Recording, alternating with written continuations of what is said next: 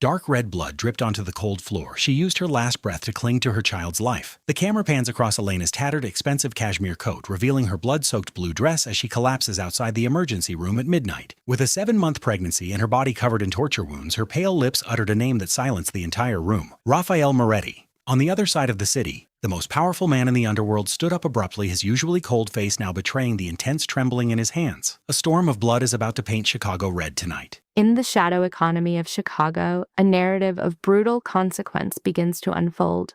A pregnant woman's life hangs by a thread, and in response, the city's most formidable figure prepares to dismantle the world for her.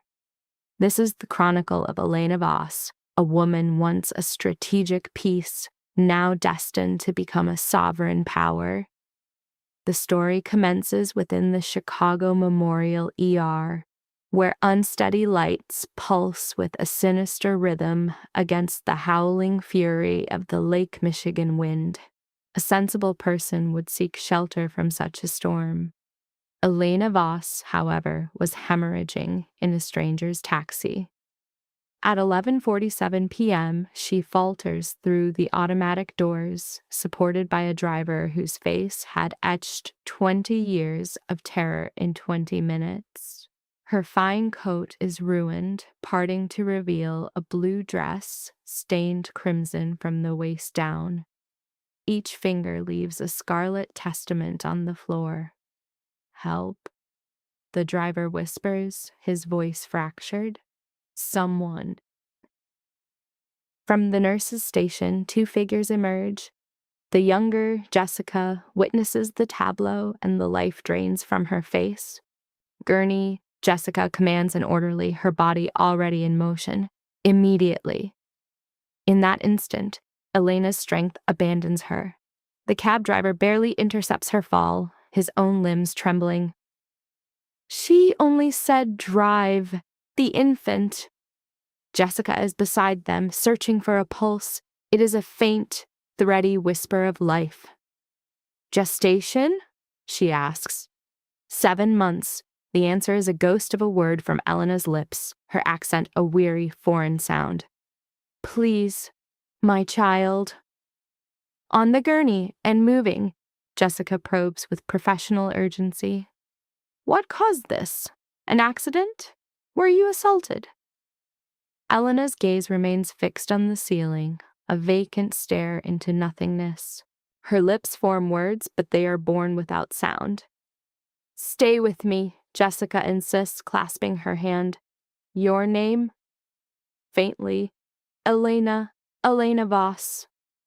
"All right, Elena, whom can we contact? A husband, relatives?" For a fleeting moment, clarity returns to Elena's eyes. Her hand seizes Jessica's wrist with astonishing force, and her subsequent utterance detonates in the charged air of the ER. "Raphael Moretti." The name lands like a munition in the hushed space. Jessica becomes immobile. The orderly halts his movement. The cab driver falls silent. In the folklore of Chicago, that name is a specter. "Are you certain?" Jessica queries, her professionalism a thin veil. "He is the one you wish us to notify?" Elena's gaze holds hers, sharp for a brief second. "Inform him I attempted to escape. Inform him. They intercepted me." With that, her awareness recedes once more. They burst into the trauma bay. Dr. Marcus Webb, the head of the ER, assesses the situation and begins issuing commands. IVs, blood panels, ultrasound. Immediately, the room becomes a theater of controlled crisis. Jessica retreats, removing her gloves. Her supervisor, Carol, summons her to the hallway. Did she truly utter that name? "She did," Jessica confirms, her voice thin. "Am I to actually place the call?" Carol gazes through the glass at Elena's pale, motionless form. "We are obligated. He is listed as her emergency contact. But you are aware of his identity. And I am aware of the consequences of defying Raphael Moretti's wishes." With an unsteady hand, Carol retrieves her phone.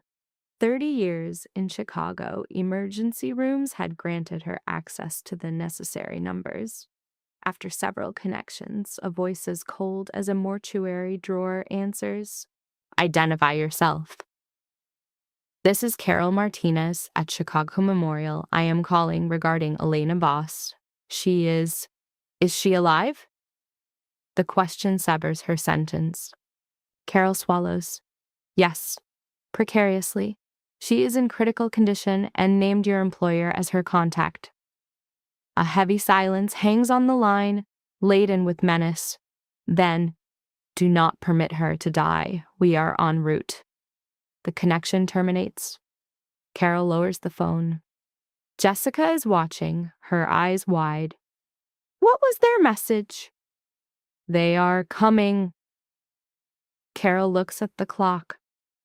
"Alert security, but maintain discretion, and inform Dr. Webb that his evening is about to become significantly more complicated." Raphael Moretti is finalizing a transaction when his phone vibrates. He occupies a boardroom above the city within a legitimate enterprise that serves as the nexus of his illicit empire. 8 men of considerable influence sit at that table, none of whom would ever contemplate interrupting Raphael. Yet Vincent Duca, his subordinate for 15 years, observes the boss's glacial composure fracture as he views his phone. He watches the color drain from the face of a man who does not recoil from conflict. Raphael rises. The conversation ceases instantly. "We are concluded." His tone is level, yet it casts a profound chill over the room. "Vincent, accompany me. The rest of you will suspend your agendas." He departs before anyone can respond. Vincent hurries to match his pace down the corridor. "What has occurred?" "Elena." The single name is both an explanation and an enigma. Vincent's jaw tightens. He recalls her from 2 years prior as Elena Koslov, a linguist who entered Raphael's office for a routine assignment and departed with his very soul. "Where?" "Chicago Memorial. Her condition is critical." Raphael's hand is firm on the elevator call button, but Vincent senses the violence coiled just beneath his skin. "Assemble Marcus and Tony, the entire unit. I want that hospital secured in 20 minutes. "Raphael," Vincent says softly as the doors part. "If she is there, you understand the implication." "I understand it precisely." The doors close, reflecting Raphael's visage in the polished steel. 6'2", dark hair touched with silver, a face that was a handsome, indecipherable mask. He had constructed his empire upon that very inscrutability. But at this moment, his hands are trembling. He presses them against his thighs to steady them. "How long has it been?" Vincent understands immediately. 17 hours. 17 hours since Elena had departed their residence for lunch, offering him a private smile he cherished when she was unaware of his gaze. 17 hours since his last kiss, his hand resting on the gentle curve of her abdomen where their child was developing. "He delivered her to them," Raphael murmurs, his voice utterly broken. "Voss took her and gave her to Kozlov's associates." "We lack absolute certainty." "Oh yes, we have it." The elevator chimes, its doors opening onto the parking garage. Raphael's black Mercedes awaits. Marcus and Tony are present, 2 more components in the apparatus that sustained Raphael's life. He takes the driver's seat. Vincent occupies the passenger side, his thumbs already a blur across his phone. 12 minutes, if we disregard every statute. Raphael unleashes the sedan from the garage at 60. The vehicle becomes a projectile cutting through Chicago's arteries, guided by a man for whom laws are irrelevant. A trailing car carries his most trusted soldiers. "Phone ahead," Raphael commands, his voice once more an instrument of coercion. Secure her room, our detail exclusively. No access, no inquiries. The administration will resist. Let them. While Vincent relays the directives, Raphael navigates, his mind a frigid, lethal algorithm, the same precision that built his fortune and preserved his life. Elena was meticulous. They had both been so incredibly cautious. Her marriage to Caleb Voss was designed as a shield, a veneer of legitimacy to deflect their adversaries. But Caleb was facing financial ruin, consumed by his own avarice. Desperate men engage in ruinous bargains, sometimes sacrificing the very individuals they are sworn to protect. Ahead, the hospital emerges from the darkness.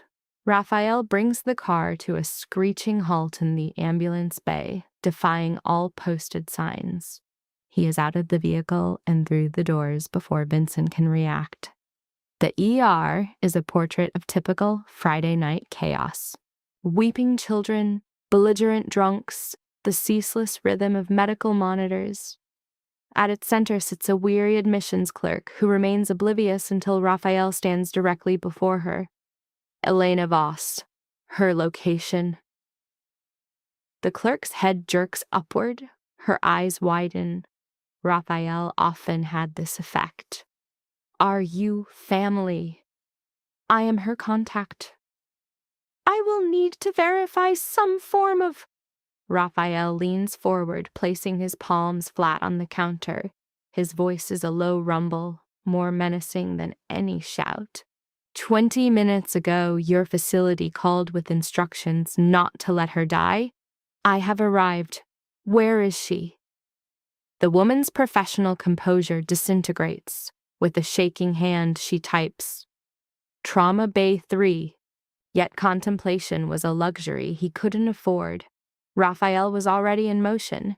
He required no directions, merely following the sound of frantic voices and the urgent cadence of the monitors. Through the glass, he saw her, a diminutive figure on a vast table surrounded by the swift, terrifying calm of the medical team. Elena. Her face was ashen, a mask misting with each shallow breath. IV lines, like thorns, penetrated both of her arms. The monitor displayed numbers that, even to his untrained eye, resembled a final countdown. A doctor's gaze met his expression hardening.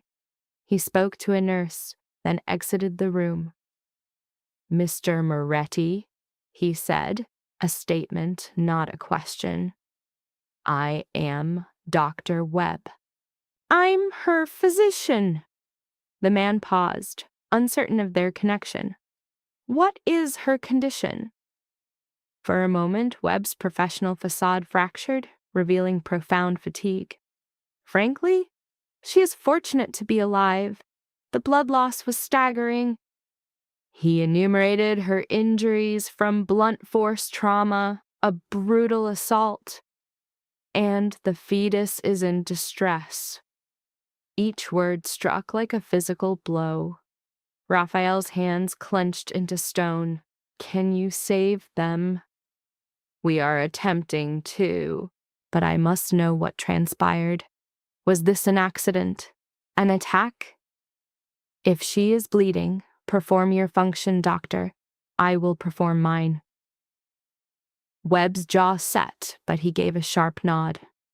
We are preparing for an emergency C-section now. The fetus is in distress. Time has run out. How much time? We're moving her now. As if summoned, the doors flew open. A phalanx of nurses enveloped Elena's gurney, their movements a frantic ballet. Raphael saw only her face, eyelids sealed, her skin a waxy pallor, an arm dangling lifelessly. He reached, his fingers brushing against hers, cold as marble. Elena, his voice fractured. I am with you. Do you hear me? I am here. The reply was only the profound quiet of the hall. They vanished behind double doors reserved for staff. Just before they sealed, he registered it. A faint, almost imagined pressure. Then she was gone. Raphael was left alone, the ghost of her touch branding his hand. Vincent materialized beside him, a wraith in the sterile corridor. Security has this level completely contained.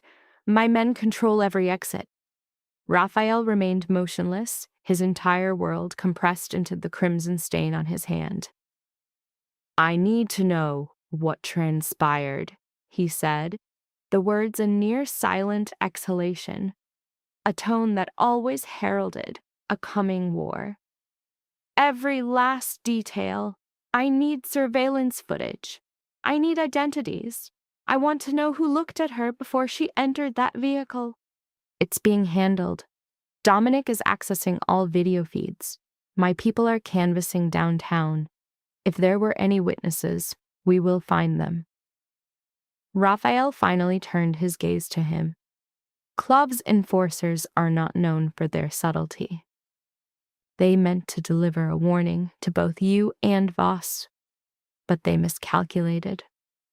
A smile, as thin and cold as a razor's edge, touched Raphael's lips. He wagered that I would remain ignorant, or that I would accept Elena as an acceptable loss. Vincent, who had witnessed his employer's wrath, understood what was imminent. What is our course of action? What I should have initiated 6 months ago. Raphael's phone was already in hand, his thumb navigating to a deeply buried contact.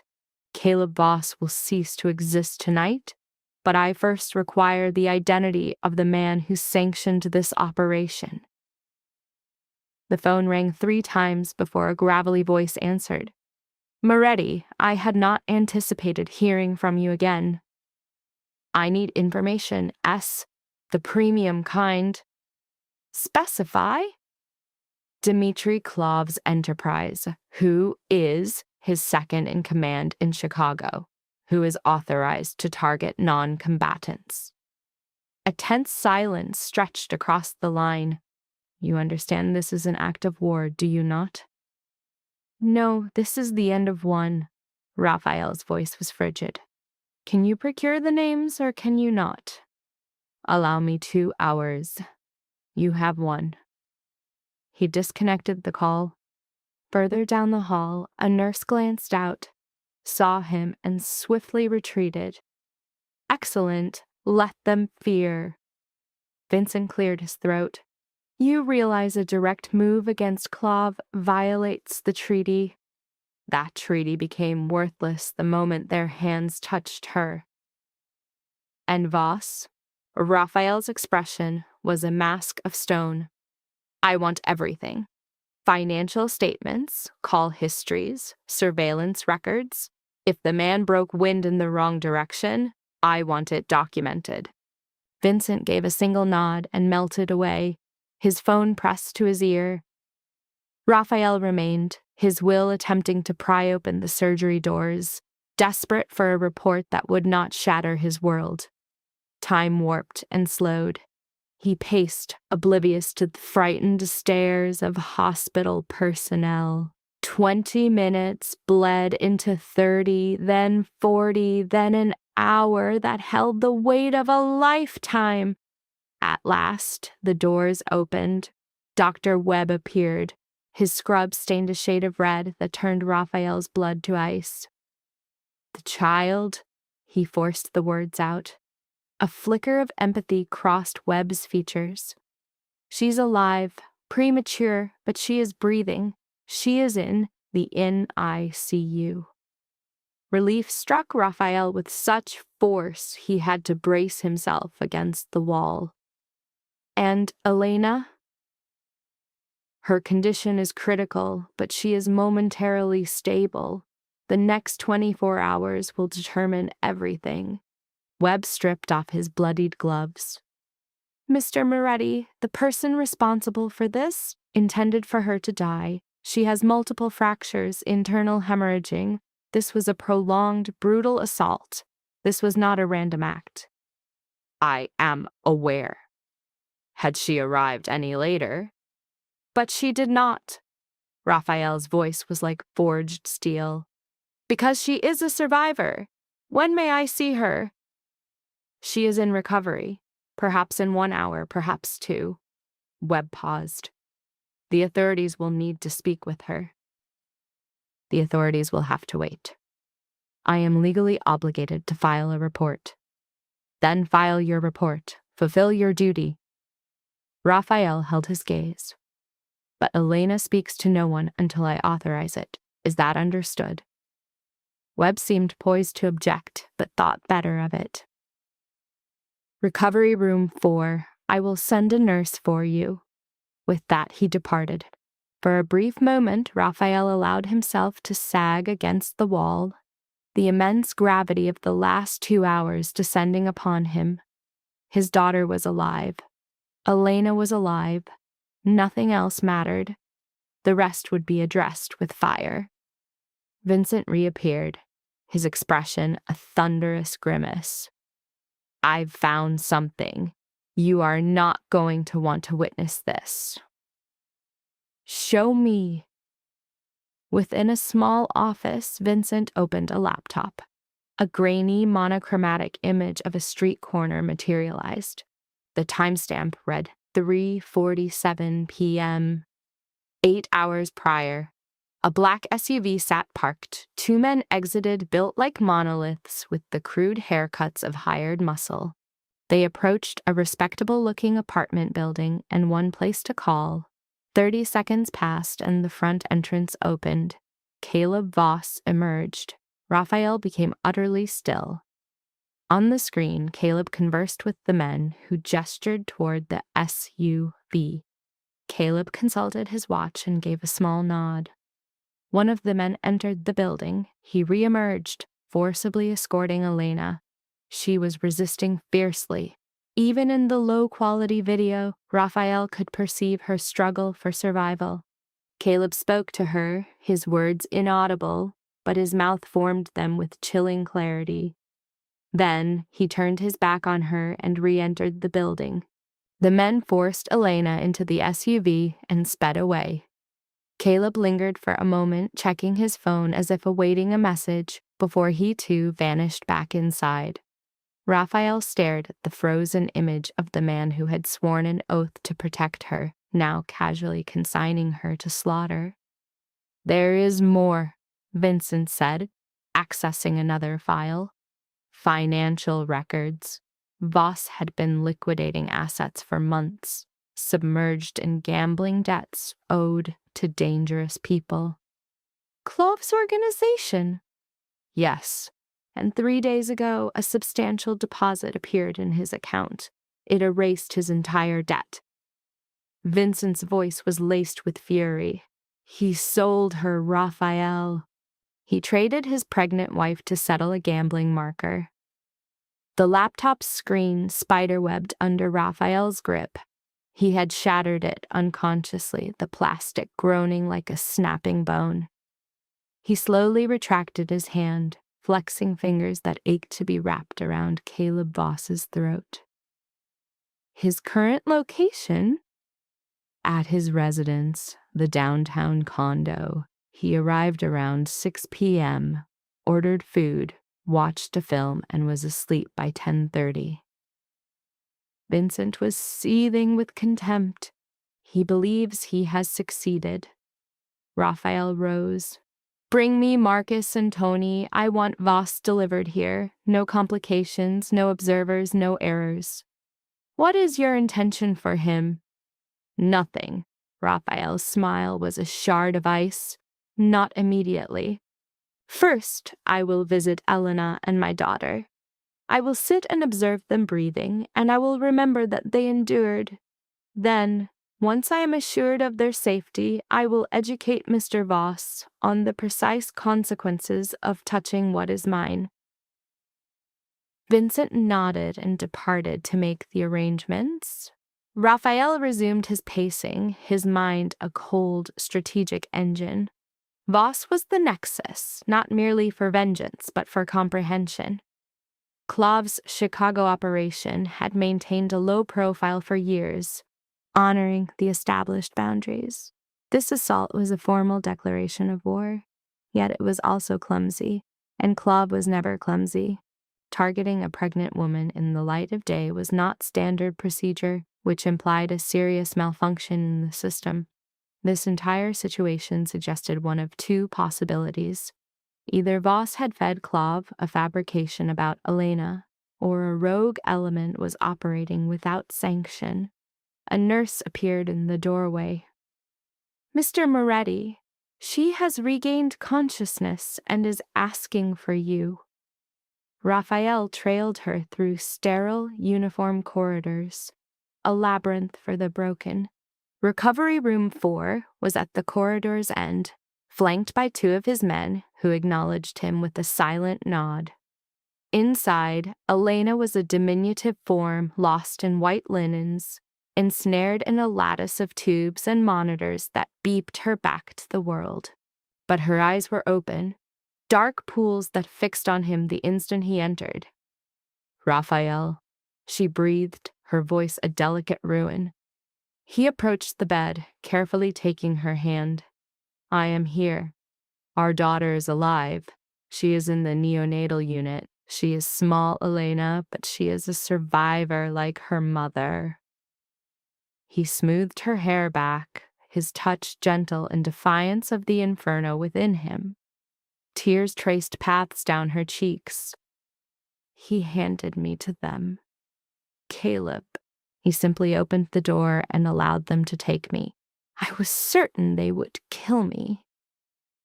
Her grasp on his hand grew stronger. "They wanted information about you, your operations, your finances. And when I refused to speak," her voice fractured into a sob, "I was so certain I would perish before I could hold her."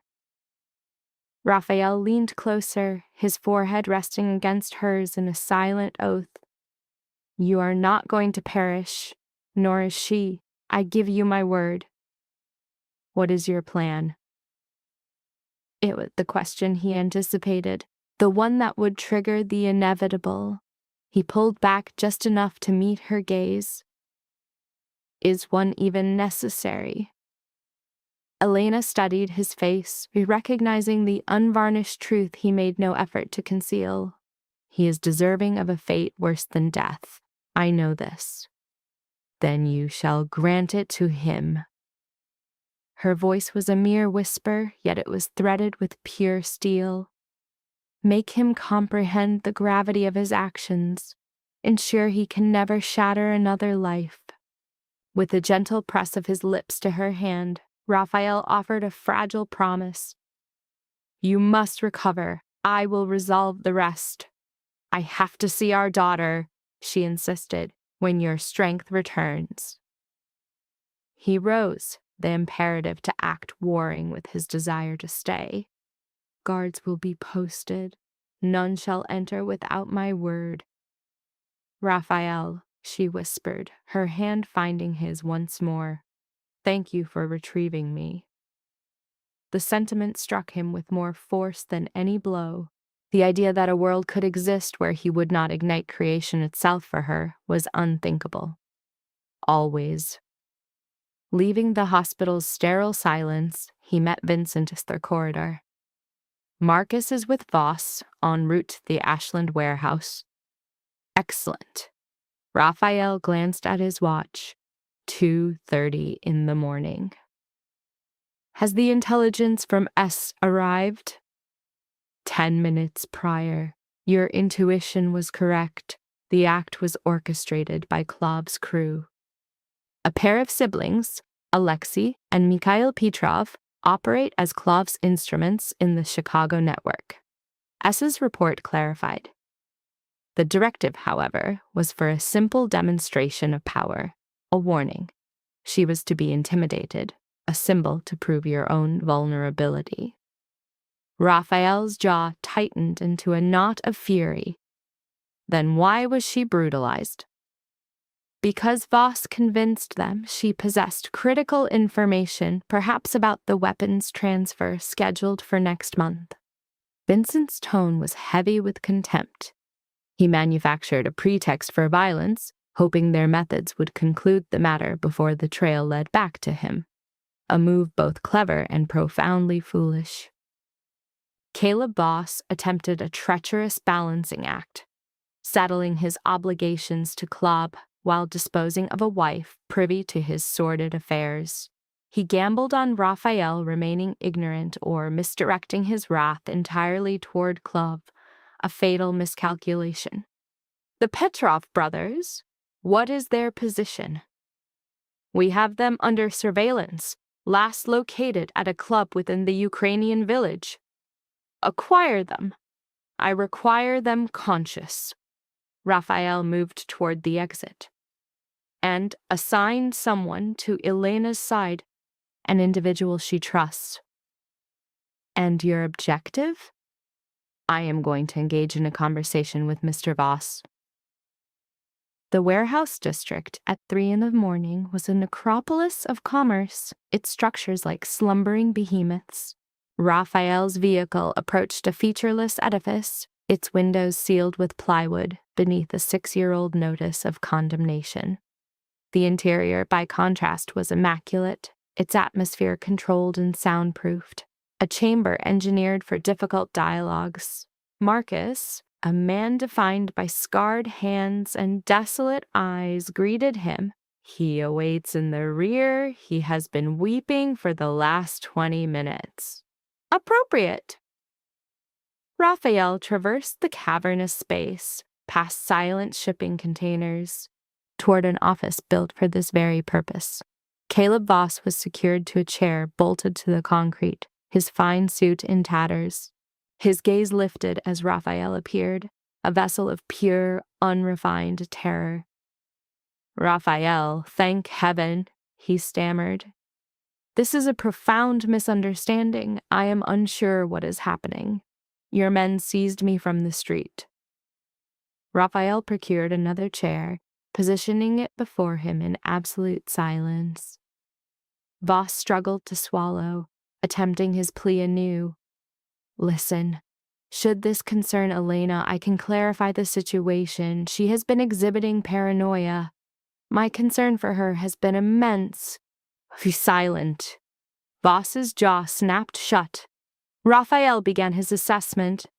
Caleb Voss, at 42, possessed the contrived handsomeness of a news personality, a facade of perfect dentistry and cultivated charm.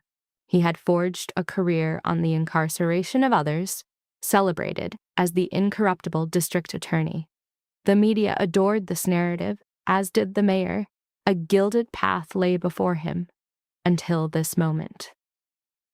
I will pose a single inquiry, Raphael began, his voice deceptively soft. And the whole of your existence depends on your response. Is that understood?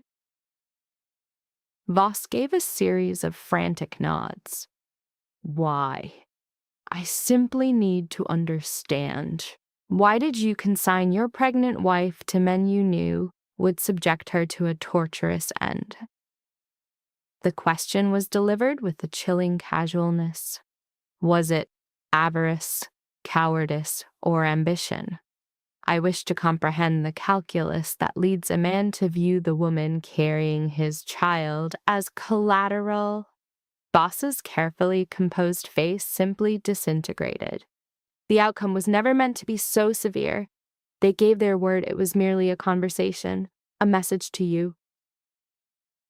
You informed them she was privy to my operations. It was necessary, their demands.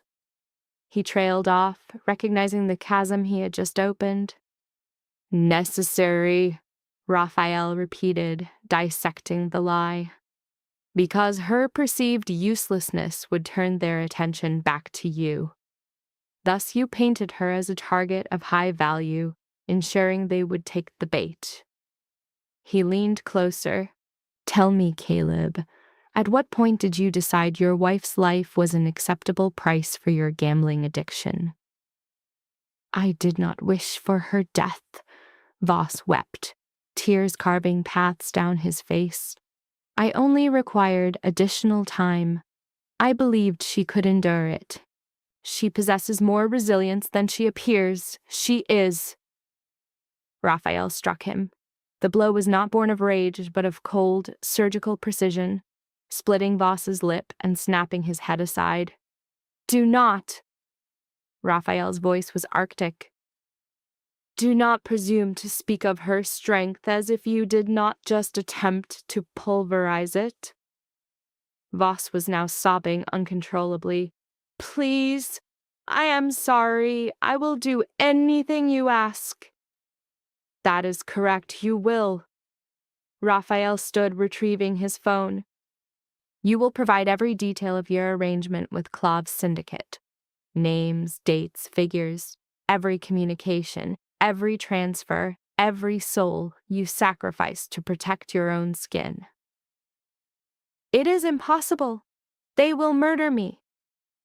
They are welcome to make the attempt, Raphael replied, a smile devoid of any warmth touching his lips. But first, I will ensure you can never harm another soul again. And I will not accomplish this with brutality, Caleb. I will use the system you revere, the law. Voss's expression shifted from terror to bewilderment. What? You are the district attorney. You comprehend the mechanics of justice. Raphael motioned to Marcus, who produced a laptop. You are going to assist us in constructing an indictment against yourself.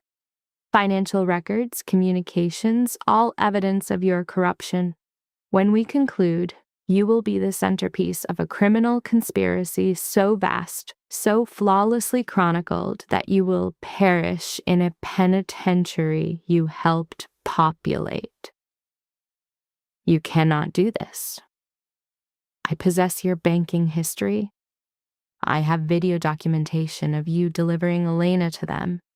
I have sworn statements from your creditors, your victims, and your co-conspirators. Raphael's voice softened to an almost intimate tone. I only require your help to weave it all together, to render it irrefutable. And should you decline... Raphael moved so near that Voss could perceive the utter emptiness in his eyes. Then I will permit you to live.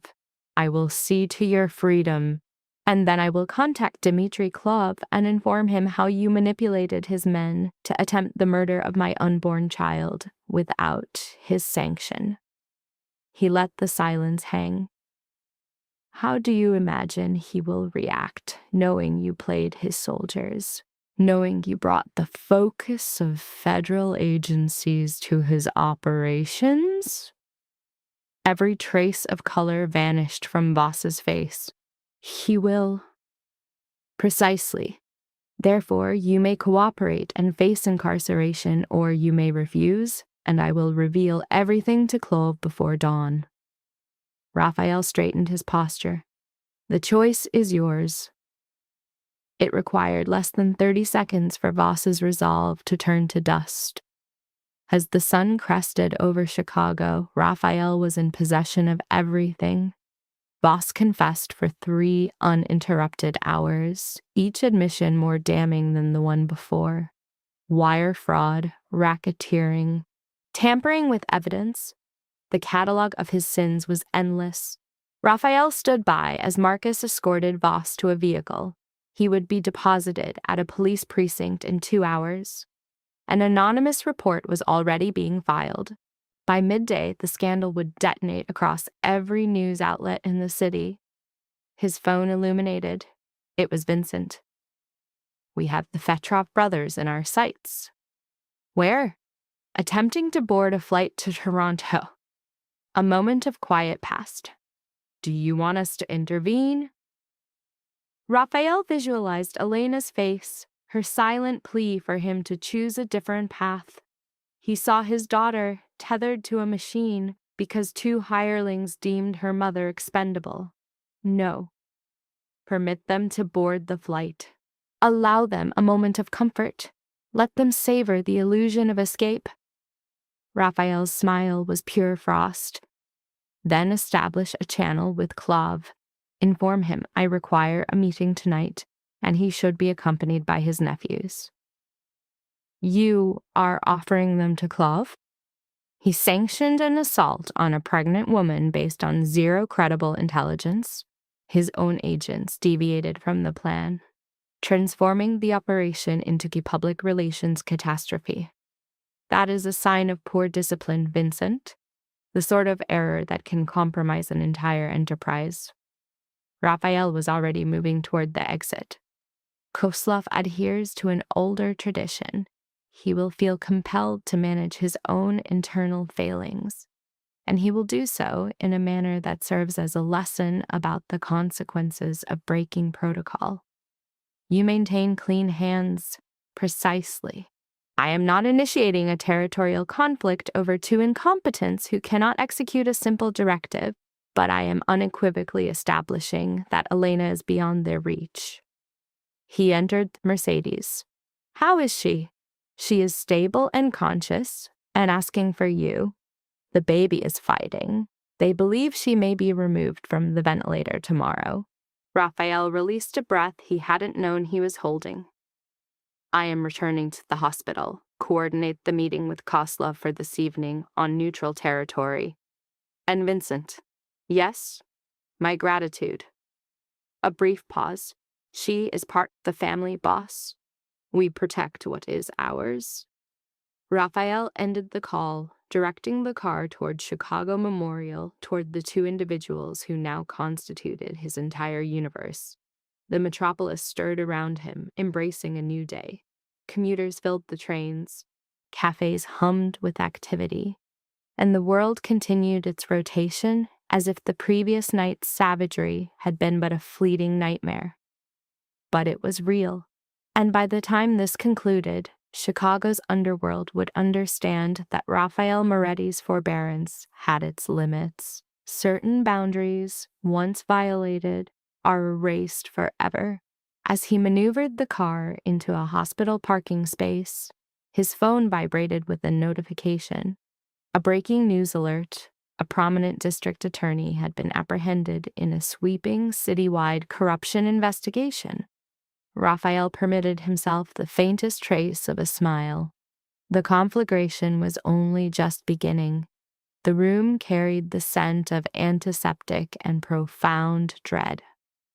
Elena fixated on the ceiling tiles, cataloging the small perforations in each square, an act of deflection from the larger reality. 47 in the panel directly overhead. She verified the count 3 times for certainty. Raphael had departed an hour earlier to address what he termed loose ends. She understood the grim lexicon perfectly. It was a sanitized euphemism for someone's brutal and final departure. A soft rap on the door pulled her from her morbid thoughts. The door opened, not to a nurse, but to a woman who seemed carved from stoicism. In her mid-50s, with gray hair coiled in a tight bun, she wore an unassuming uniform of expensive slacks and a sweater. Her posture possessed a quiet strength, the kind Elena recognized in survivors of unspoken catastrophes. This was Mrs. Voss. The woman's tone was polite, yet strictly professional. My name is Catherine Ross. Mr. Moretti sent me to stay with you. When Elena tried to rise, she instantly regretted it. A blade of fire lanced through her abdomen, stealing her breath. Catherine was at her side in an instant, her touch gentle but firm as she adjusted the pillows. Take it slowly. You've just undergone a significant operation. Your system requires time to recover. I have to see my daughter, and you shall. The physicians simply need to confirm you are stable. Catherine settled into a chair near the bed. Mr. Moretti mentioned you possessed a certain stubbornness. I see he was not exaggerating.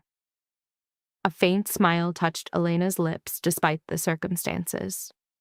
So you've known Raphael for some time. Long enough. I have been with his organization for 12 years, primarily in a security consultation capacity.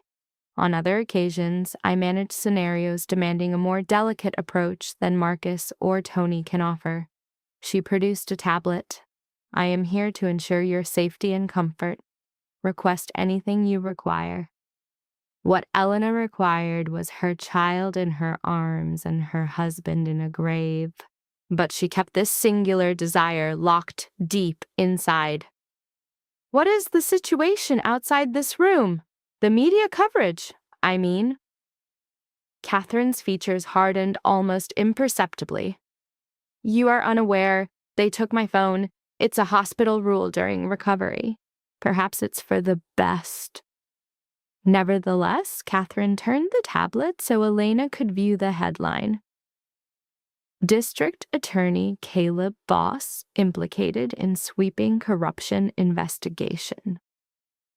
Elena's gaze devoured the text, her mind struggling to process the information. Wire fraud, racketeering, tampering with evidence. The list of allegations spanned 3 full paragraphs. They had uncovered Cayman Island bank accounts and recordings with known felons. A documentary trail proving Caleb was not merely corrupt, but a linchpin in Chicago's organized crime. This is... Elena looked toward Catherine. This is Raphael's work. Mr. Moretti is not an individual who operates in half measures. But how? In just one night? Catherine retrieved the tablet. Your husband became complacent. He documented everything, believing it made him invulnerable.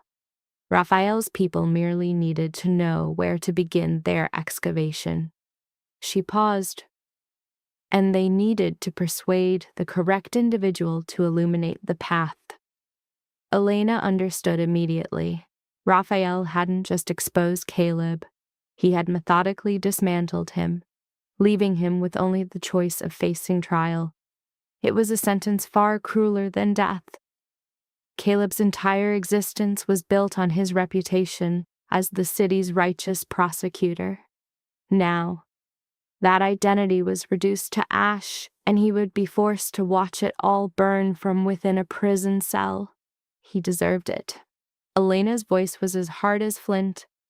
He delivered me to them as if I were an object, as if our child meant nothing at all. I understand what you endured. Catherine's tone was gentle. And I am deeply sorry. No one should ever have to experience that. But I did, and I'm still here. Elena held her gaze. Now I must know what comes next. You will rest, heal, and see your daughter the moment the doctors permit it. That isn't my question. Elena pushed herself up, defying her body's pain. Caleb's capture will create tremors. The people he was allied with, those he was indebted to, they will seek someone to hold accountable, and that someone will be Raphael. Catherine observed her for a long moment. You are more astute than you appear. I was a translator for criminal organizations for 5 years before I met Raphael. I understand the mechanics of these situations. Elena's fingers tightened at the bedclothes. Caleb was involved in numerous ventures. His removal creates a significant power vacuum. Others will vie to occupy it. Mr. Moretti is fully cognizant of this. Is he prepared? Before Catherine could reply, the door opened once more. It was Dr. Webb, looking weary but gratified. Excellent news, he began without preamble. Your daughter has been removed from the ventilator. She is breathing independently. The surge of relief was so potent it felt like a physical impact. May I see her? Not quite yet. You are not mobile enough, but we can arrange a video connection if you wish. Webb took out his phone. I took the liberty of setting it up for you. Elena's hand trembled as she accepted the device. The display showed a plastic isolette within the neonatal unit. There, impossibly small and enveloped in blankets, was her baby. She had Raphael's dark hair and Elena's nose. Her eyes were shut, but her small chest rose and fell with a flawless, steady cadence. A nurse stood nearby, monitoring equipment and taking notes. "She is so beautiful," Elena breathed. "She is a little warrior." To enter the world at 29 weeks and already be breathing on her own is just remarkable. Webb smiled. "Have you chosen a name?" Elena had not. There was a list from before, names she and Caleb had discussed, written on a notepad. All of them now felt like they belonged to a stranger. Sophia. The name simply materialized in her thoughts, fitting perfectly as if it had always been waiting. Her name is Sophia, Sophia Voss, Sophia Moretti. Elena's voice was resolute. "She is Raphael's daughter. She will bear his name." Webb made no remark on the legal complications that would ensue. He simply nodded and made a record. "I will have the birth certificate documents amended. For the time being, continue to rest. The faster you heal, the sooner you may hold her." He departed. Elena continued to gaze at Sophia's image on the phone until her vision was blurred by tears. Catherine's hand came to rest on her shoulder. "She is going to be all right. You both will be." "I know." Elena wiped her eyes. I cannot stop thinking about what might have been if I hadn't escaped, if they had silenced me before I reached that cab. But you did escape. You succeeded. It was simple chance. One of them became careless for a moment and I fled. Elena's voice fractured. "That is not strength. It is happenstance. Happenstance is surviving the initial assault." Catherine's voice acquired a steely edge. "Strength is what follows. You pulled yourself into a taxi, hemorrhaging and in labor, and ensured you reached safety. You gave the emergency room Raphael's name, fully aware of the chaos that would follow. That is not happenstance, Elena. That is strategy." Elena finally perceived her clearly. Catherine's eyes held a wisdom that could only be forged by fire. "You have been through this. Different scenarios, the very same feeling." Catherine relaxed back into her seat. "I was in the financial sector once, with a promising career, a husband, a conventional life. Then my husband became entangled with the wrong individuals, accruing debts he could not repay. They visited our home one night and explained the consequences if he failed to settle his account. What did you do?" "I liquidated every asset we owned to satisfy the debt. Then I initiated divorce proceedings, reverted to my maiden name, and vanished entirely." Catherine's smile was grim. 6 months later, I encountered Mr. Moretti at a charity event. We began talking, and he proposed a position. He said he required people with a civilian mindset who could act decisively when circumstances soured. Does she miss her former existence? Absolutely. Each and every day. But Catherine states it plainly. A life with purpose is superior to the alternative. Elena, watching her daughter on the screen, is finished with being a pawn. Catherine moves closer, imparting a crucial insight. At present, the world perceives her as a broken creature. She can either embrace that role or rewrite the narrative. How? By observing, learning the dynamics, and evolving beyond the part of a mere translator. Catherine's voice drops. "Look, Raphael's affection for you is clear. But in his sphere, affection is not sufficient. You must demonstrate that you can manage when everything falls apart." That stark, cold rationale from Catherine strikes Elena with the force of a revelation. It is a terrifying awakening. "So you want me to become part of his operation?" Catherine's gaze is unwavering. My dear, you already are. You carry his child. His influence is your protection. This is your reality now. She rises, presenting the ultimate choice: remain a casualty or become a conqueror. As if on cue, Elena's private phone, the one Catherine retrieves from her bag, vibrates. It displays a blocked number and a message designed to freeze the blood. Your daughter is exquisite. It would be a profound tragedy if something were to happen to her. An Arctic current courses through Elena's body. Catherine. A single glance at Elena's expression is enough for her to seize the phone. Her face becomes a mask of granite. You will remain in this room. Do not move. Do not grant entry to anyone but myself or Mr. Moretti. Then she is gone, the sound of the lock engaging behind her. Elena stares at the device, her heart pounding against her ribs. They possess her number. They are aware of Sophia. They are menacing her child. Then a primal, protective fury cuts through the terror, steadying her hands. She forwards the message to Raphael and immediately dials his number. He picks up before the first ring. Elena. Someone has just threatened Sophia. The resulting silence is more deafening than any shout. When Raphael finally speaks, his voice is so unnaturally composed it is chilling. Send me the message. I already have. Received. Catherine is with you. She just departed. Raphael, how did they obtain my number? How did they know?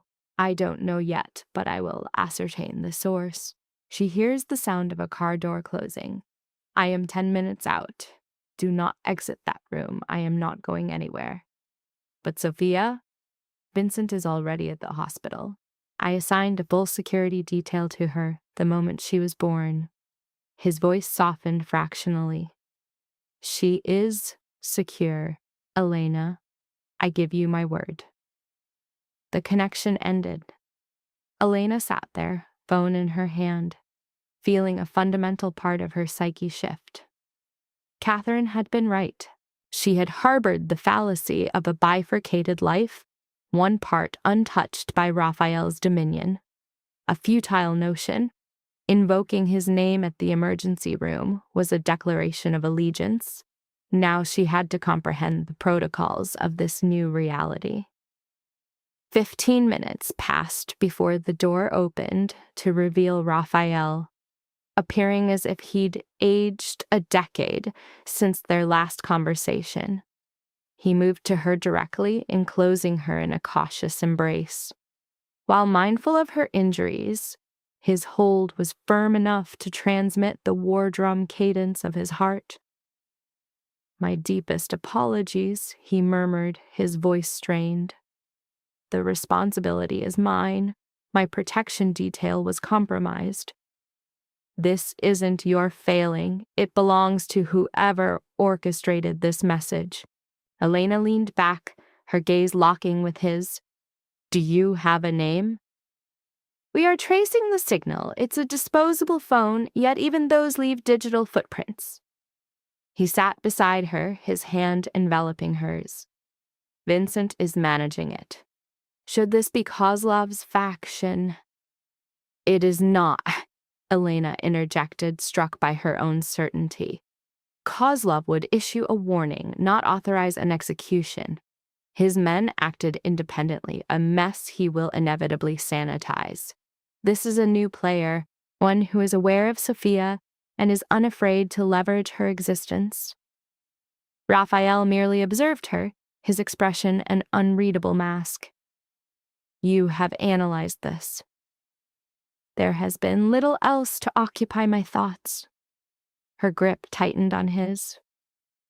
Catherine advised me to abandon my spectator role. She was correct. I must grasp the architecture of your world to shield our daughter. That is not a burden you must bear. No, it is essential, Elena retorted sharply. I cannot remain sequestered in your fortress indefinitely, Raphael. The predators will eventually breach the gates. When they do, I must be prepared. He remained silent for a long, weighty moment before offering a slow, measured nod. Very well. What information do you require? Everything. But we can begin with who stands to gain the most by menacing my child. A dark, knowing smile touched Raphael's lips. You are already thinking strategically. He produced his phone, displaying a complex diagram, a veritable conspiracy map of the criminal ecosystem. Chicago has 3 dominant powers: my syndicate, which oversees high-end operations, asset laundering, political influence, and legitimate fronts. Then you have Kozlov's network. They control the traditional rackets, narcotics, extortion, and human trade. Finally, there are the Morellis. Hold on, she interrupted. Your family name is Moretti, a common surname. With that branch of the lineage, relations are strained.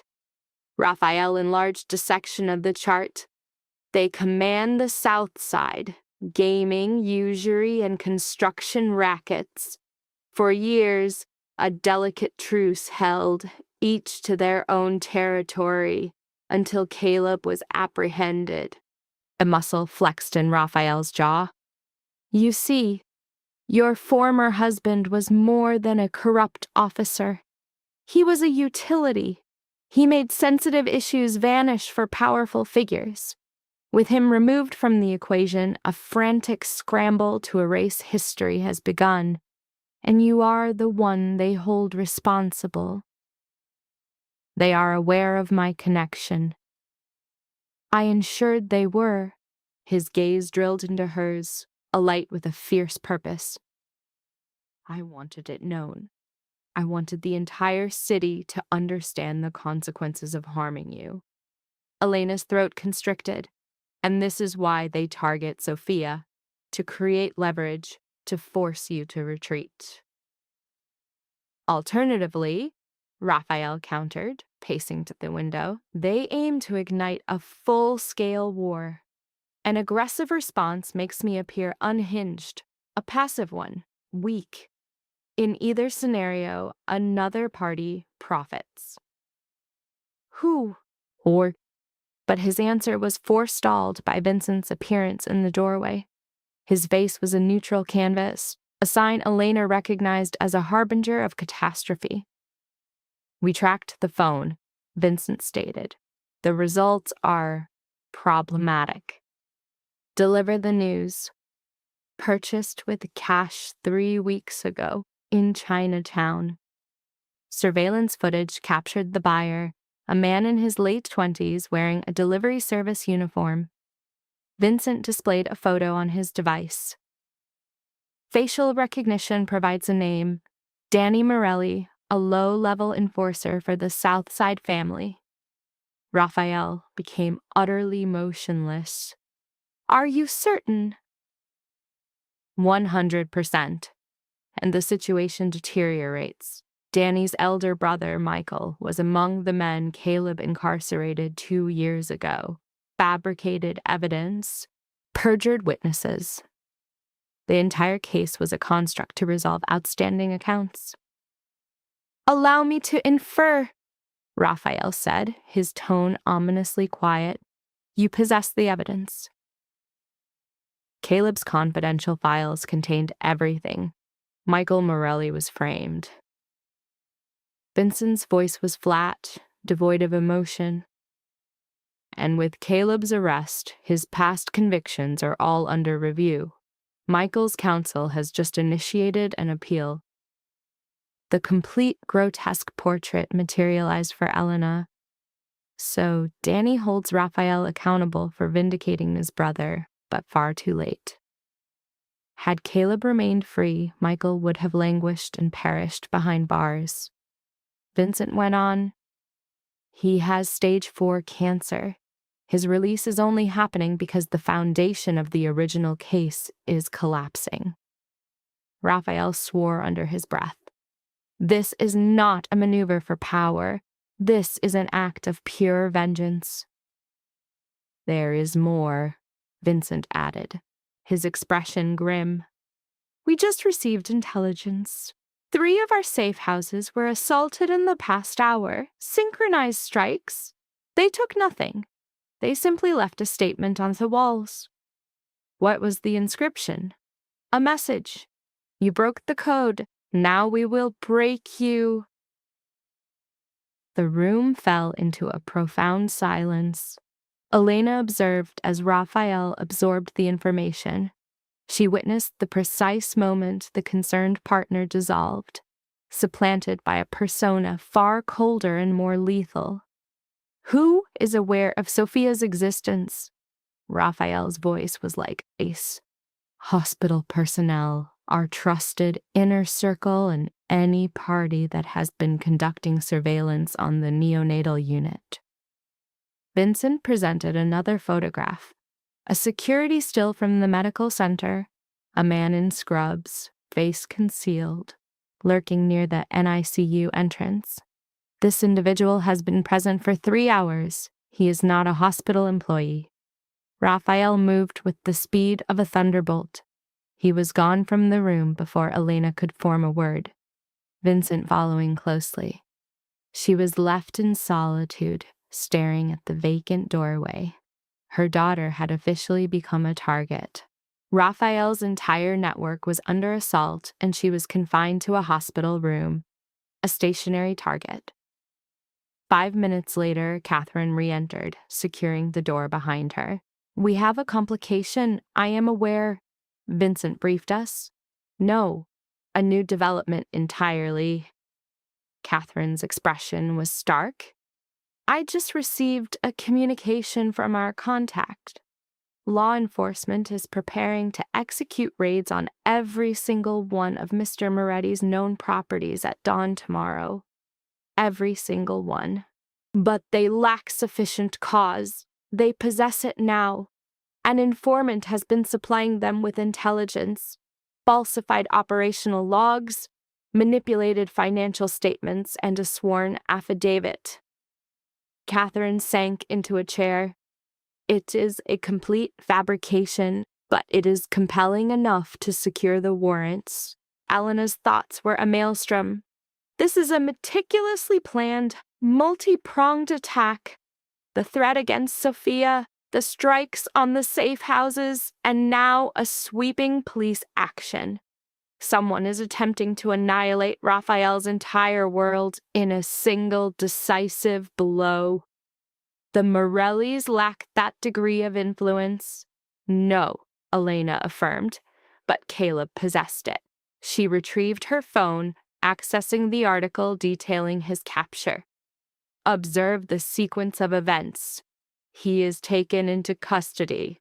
His former networks begin to unravel, and then this perfectly orchestrated offensive is unleashed upon Raphael's empire. Catherine moved closer, her gaze fixed on the display. Her eyes then widened in realization. You believe Caleb orchestrated this prior to his arrest? A contingency plan? I believe he anticipated Raphael would eventually pursue him, so he engineered a doomsday scenario. Elena's fingers darted across the screen, searching for corroborating data for her hypothesis. If Caleb falls, he ensures Raphael falls with him. Counterfeit evidence is leaked to federal authorities. Old rivalries are reignited. The entire structure is designed to implode. That is simultaneously brilliant and pathological. Elena looked up. Where is Raphael? In the neonatal intensive care unit. He is relocating Sophia to a private, secure medical facility. Excellent. We must. The room was suddenly engulfed in complete darkness. An instant later, red emergency lighting cast an unnerving crimson hue over everything. From the corridor, Elena detected panicked cries and the sound of people fleeing in terror. Catherine was already upright. A handgun materialized in her grasp. Get low! What is occurring? Unclear, but we will not remain here to ascertain the cause. Catherine approached the door with spectral quiet, listening intently. Are you able to stand? Elena's abdomen seared with protest, but she moved her legs to the edge of the bed. I will attempt it. It must be sufficient. Catherine supported her weight, providing a stable point of leverage. We are proceeding to the NICU slowly. If you encounter an unfamiliar face, you defer to my handling of the situation. 3 paces. That was the extent of their progress before the door was blasted inward. The figure framed in the doorway was a behemoth in black tactical armor, his features obscured. His rifle was level, aimed directly at Elena's chest. Catherine's response was instantaneous. A single round, center mass. The man collapsed, but additional hostiles were positioned behind him. Elena staggered back as Catherine discharged her weapon again, her actions a graceful, deadly ballet. 2 more fell to the floor, but the hallway was now a flood of tactical units, and they were clearly not hospital security. Retreat. The word was a sharp directive as Catherine pulled Elena toward the bathroom. It was a kill zone, a tactically indefensible position, yet their sole remaining option. They crossed the threshold just as projectiles shredded the door frame. Catherine kicked the door closed, wedging a chair beneath the handle. We are contained. Elena's phone buzzed. Raphael, where are you? Her hands trembled as she composed the message. Room is under assault. Catherine is with me. The reply was instantaneous. Maintain your position. 2 minutes. He is en route, Elena said, breathless. He will not arrive in time. Catherine checked her magazine. I have approximately 20 rounds remaining. After that, we improvise. Elena's mind raced, mapping the confined space not as a prison, but as a tactical puzzle. The high window was a dead end, the medical equipment irrelevant. The ventilation grate, however, represented an unconventional path. Elena proposed the plan, and Catherine saw its potential, but questioned Elena's role. I'm the bait, Elena stated, framing self-sacrifice not as desperation, but as strategy. In this exchange, we see the first echo of Raphael's philosophy. Intellect, not power, is the true weapon. Catherine's eventual smile was one of dawning respect for the formidable figure Elena was becoming. Catherine ascended, breaching the grate and vanishing into the ductwork's dark maw, leaving Elena in absolute solitude.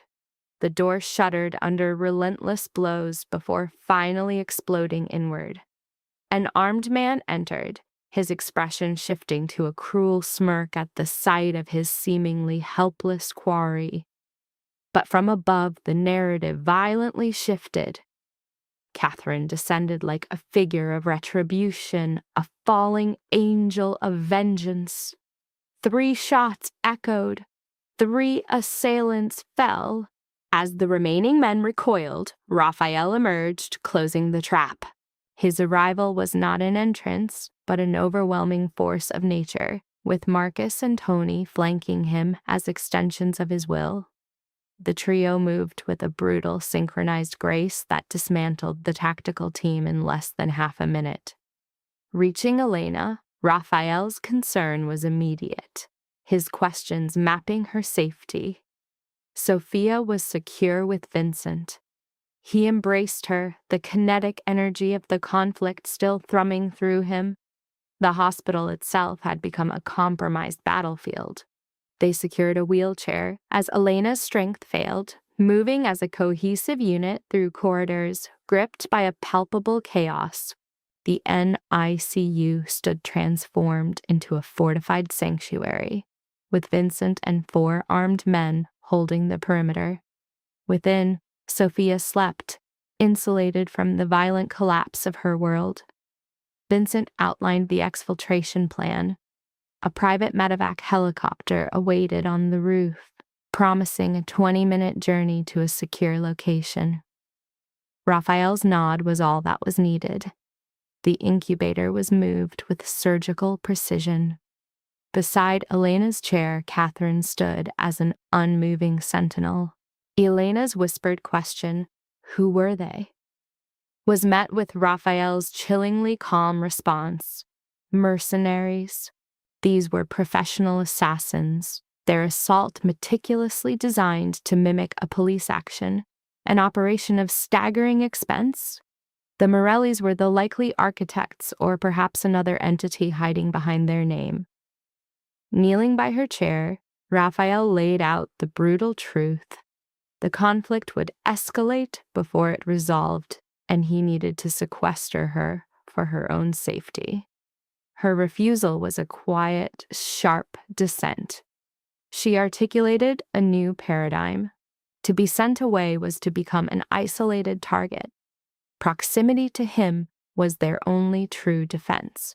Injured, yes, but healing, and more importantly, learning. She was no longer a liability, but an evolving asset. "I am not asking to join your war," she clarified. "I'm asking to be a part of its strategy."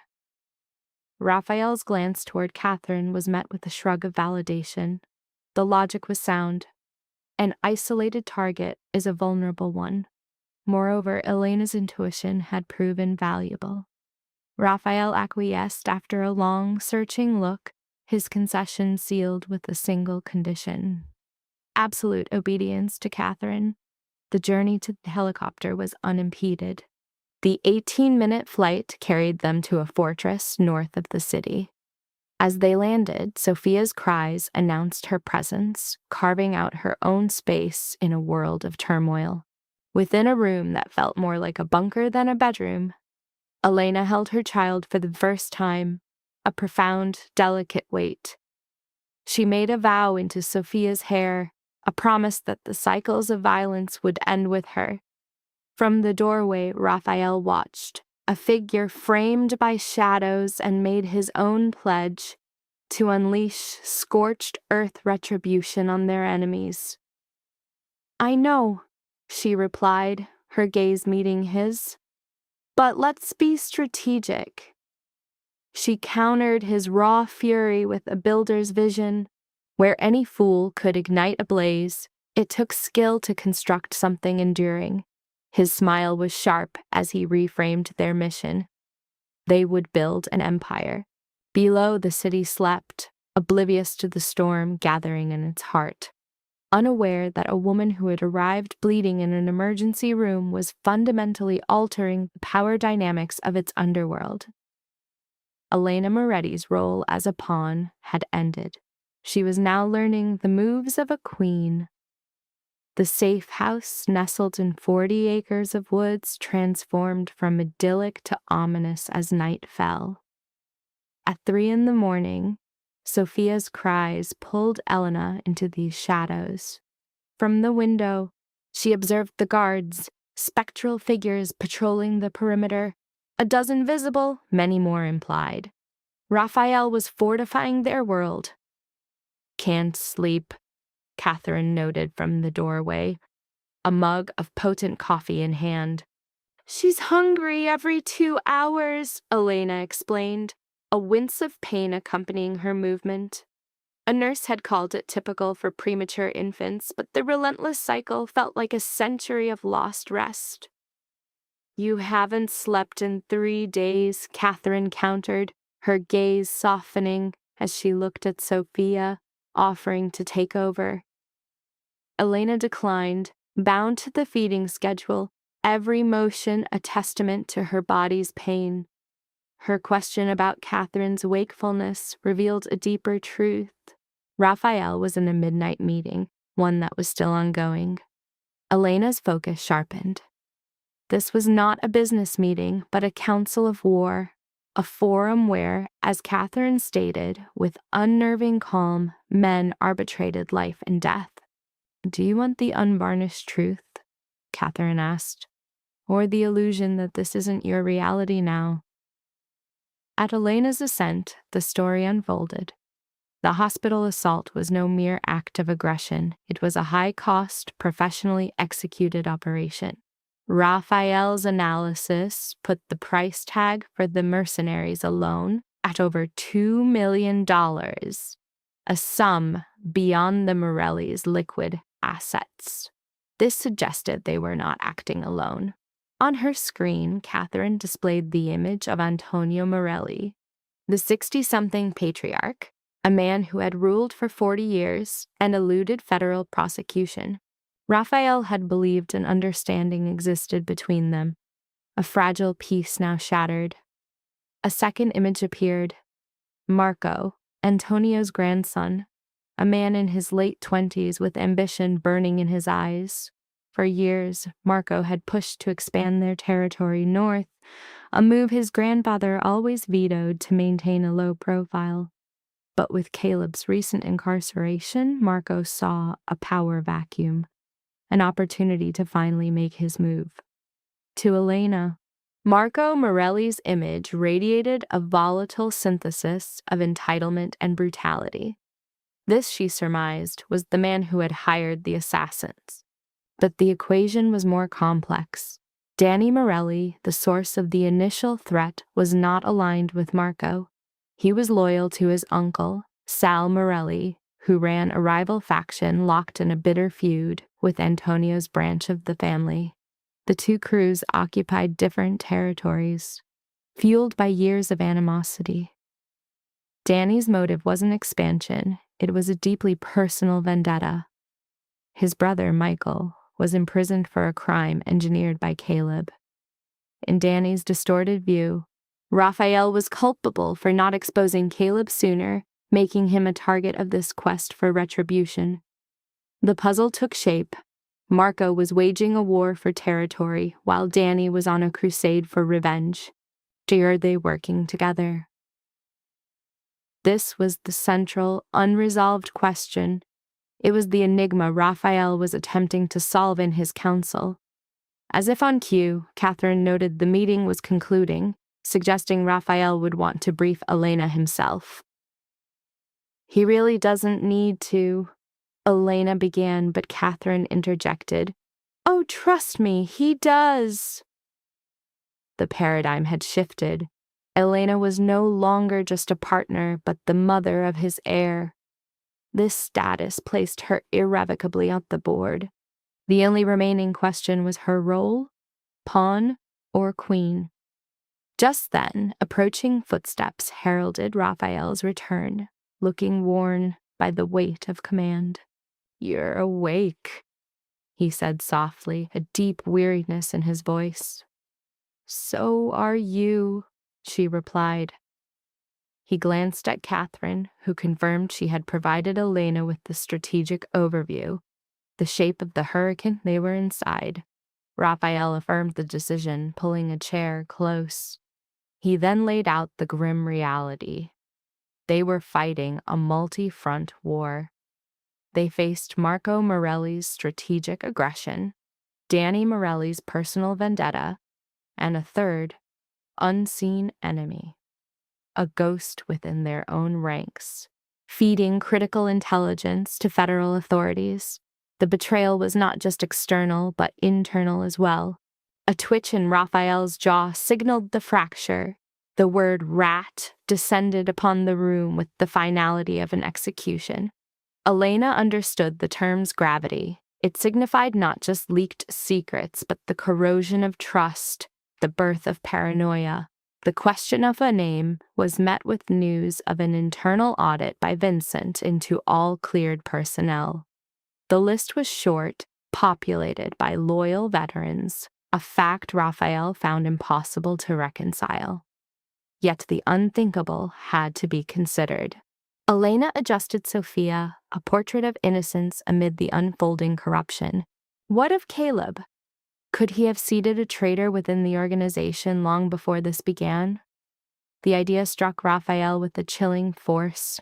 2 whole years was ample time to lay such a trap, leveraging either greed or an old grievance.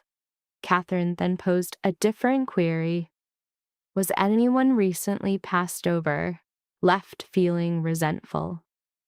Marcus was tasked to review the personnel files. Raphael's impulse was immediate action, but he paused, noting it was 4 a.m. He argued for a 6-hour delay. Elena's quiet counter was sharp. If the leak was active, every passing hour meant another part of his operation was sold. Raphael countered that any action taken while drained would be a tactical error. Kneeling beside her, his hand on Sophia's back, he asserted that his mind was a weapon that required rest to be effective. Seeing the profound exhaustion etched onto his face, Elena relented, then asked for the game plan. The next move involved a meeting with Antonio Morelli on neutral ground. The goal was to determine if Marco acted with his grandfather's endorsement or had gone rogue. Raphael's voice turned to ice. If he was rogue, Antonio would be offered a chance to leash his grandson. If he refused, Marco would become a brutal lesson on the consequences of threatening his family. The absolute certainty in his tone should have alarmed Elena, but it felt like a tether. This was the man who had torn apart a hospital, who had defied fate itself to ensure her survival. This was the man she chose. She then asked about the plan for Danny. Raphael described Danny as a separate category of problem. His pain was authentic, his fury righteous, though misaimed. Such deep grief could not be reasoned with. Vincent's solution was a quiet, unfortunate accident. Raphael, staring at his phantom-like reflection, admitted he was undecided. Eliminating him would only validate his family's narrative of victimhood. Yet allowing him to live guaranteed a relentless campaign against them. No clean victory existed. As Elena felt Sophia's steady heartbeat, she offered a third option, giving Danny what he truly desired. Raphael and Catherine turned to her. She explained that Danny sought justice for his brother, Michael, whose life was wasting away in prison for a crime Caleb had framed him for. Elena's voice was firm. Their move would be to publicize the entire truth, exposing Caleb's machinations and turning Michael into a symbol of justice. That won't bring his brother back. No, but it would give Michael's lost years meaning and destroy Caleb in a way imprisonment never could. Elena held Raphael's gaze. You wanted Caleb to understand. This will make him infamous for it. Catherine whistled slowly, calling the plan both cold-blooded and brilliant. Elena asserted that Danny's rage stemmed from injustice, so they would deliver that justice without mercy. Perhaps it would extinguish his fire, perhaps not. But it was an attempt at a solution that didn't begin with another body. Raphael regarded her for a long moment before a slow smile touched his face. He observed that she had clearly been contemplating this. She replied that she'd had nothing but time to think. Vincent, a man who preferred permanent solutions, would despise the plan. Raphael stated Vincent's opinion was irrelevant, only his ability to execute it mattered. Elena, shifting Sophia, clarified this was not about trusting Danny, but offering him a choice, a path to his goal that did not involve more killing. If he refused, then Raphael could act. But he would act knowing he had offered an alternative. As she rose to leave, Raphael stopped her, his hand on hers. Elena, thank you. For what? For revealing an exit to which he had been blind. He drew her close, mindful of Sophia between them. For being smarter, she countered that she wasn't smarter, just viewing the problem from a different angle. She urged him to rest for the coming challenge. He released her with reluctance. Catherine followed Elena into the nursery, a room outfitted with security monitors befitting a fortress. That was a masterstroke, Catherine noted quietly. You just repositioned yourself as a strategic asset, not merely precious cargo. Was I that transparent? No, but Raphael was. Catherine smirked. He's too exhausted to grasp the full play. By sunrise he will, and he'll be impressed. As Elena adjusted Sophia's blanket, she asked Catherine if this was all just a maneuver. Catherine defined it as smart survival. In their world, she explained, value had to be intrinsic, not just relational. Tonight, Elena had proven she possessed a tactical mind, the only real currency. Elena resisted the idea of playing games with him. You're not. You're leveling up, Catherine replied, checking the monitors. 3 days ago, you were in an emergency room. Tonight, you're strategizing in a fortress while your infant sleeps feet from an arsenal. It's a severe adjustment, Elena admitted, saying she was cornered. There is always a choice, Catherine countered. You are holding your ground, which requires courage. She then offered professional advice. Don't imitate Raphael or his men. They will dismiss you as a wounded novice. Weaponize that perception. Catherine's eyes glinted. Let them perceive you as fragile, then shatter their entire world. Elena's mind flashed to moments where her unique perspective had already exposed tactical blind spots the men had missed. I can manage that, she stated, her voice low. I know you can, Catherine affirmed before leaving. Alone, Elena watched her daughter, a 3-day-old pawn in a war beyond her comprehension. I will make this world safe for you, Elena vowed, whatever it costs. Sleep was a fantasy, broken by Sophia's cries and the presence of armed guards. At dawn, she surrendered, taking Sophia downstairs, drawn by the scent of coffee to a kitchen with the opulence of a mansion, not a bunker. Raphael stood with Vincent and Marcus, all three focused on laptops as if sleep were a myth. Morning, Elena said, placing Sophia's bassinet on the floor. 3 heads turned toward her. Marcus offered a small, rare smile. The little boss is awake? They both are, Vincent noted, pouring her coffee. How do you feel? Sore, tired, and I need to know what's happening, she said, accepting the mug. Did you find the leak? Raphael and Vincent shared a look. We have a theory. An accountant, Peter Chen, has been behaving erratically, missing meetings, acting nervous, offering flimsy excuses. Marcus checked his finances and found some unusual transactions. How unusual? $50,000, 3 payments within the last 2 months. Raphael's laptop displayed the proof. The money trail led to a shell company with ties to a law firm once retained by Caleb Voss. The realization struck Elena. Caleb had bought him. How long has Peter worked for you? 8 years, a flawless record, not a single warning sign, Raphael said, his voice seething. He has access to everything, our finances, properties, personnel. If he has been feeding information to Caleb's network, we are utterly exposed. Where is he? In a suburban safe house. We collected him an hour ago, Marcus stated, flexing his hands. Just awaiting your orders for the next step. Raphael's expression became glacial. I need to speak with him first, learn what he gave them, who his contact was, their objective, and then... Elena's tone was flat. Then we resolved the problem permanently. Elena sipped her coffee, considering. May I suggest something? Vincent raised a brow. Proceed. Before you eliminate him, use him. She set her cup down. If Peter's contact awaits more information, let's provide it. Only this time. We dictate what they hear. Raphael became completely still. You mean we turn him? I mean we make him our weapon.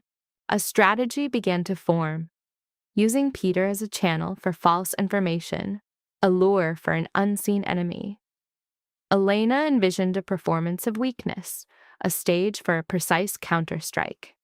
The plan's cunning was acknowledged, and Vincent started to operationalize it. preparing to leak fabricated data on locations and security flaws. Raphael noted the primary risk, that Peter could betray them again. But Elena's resolve was firm. His compliance would be absolute, enforced by a direct conversation.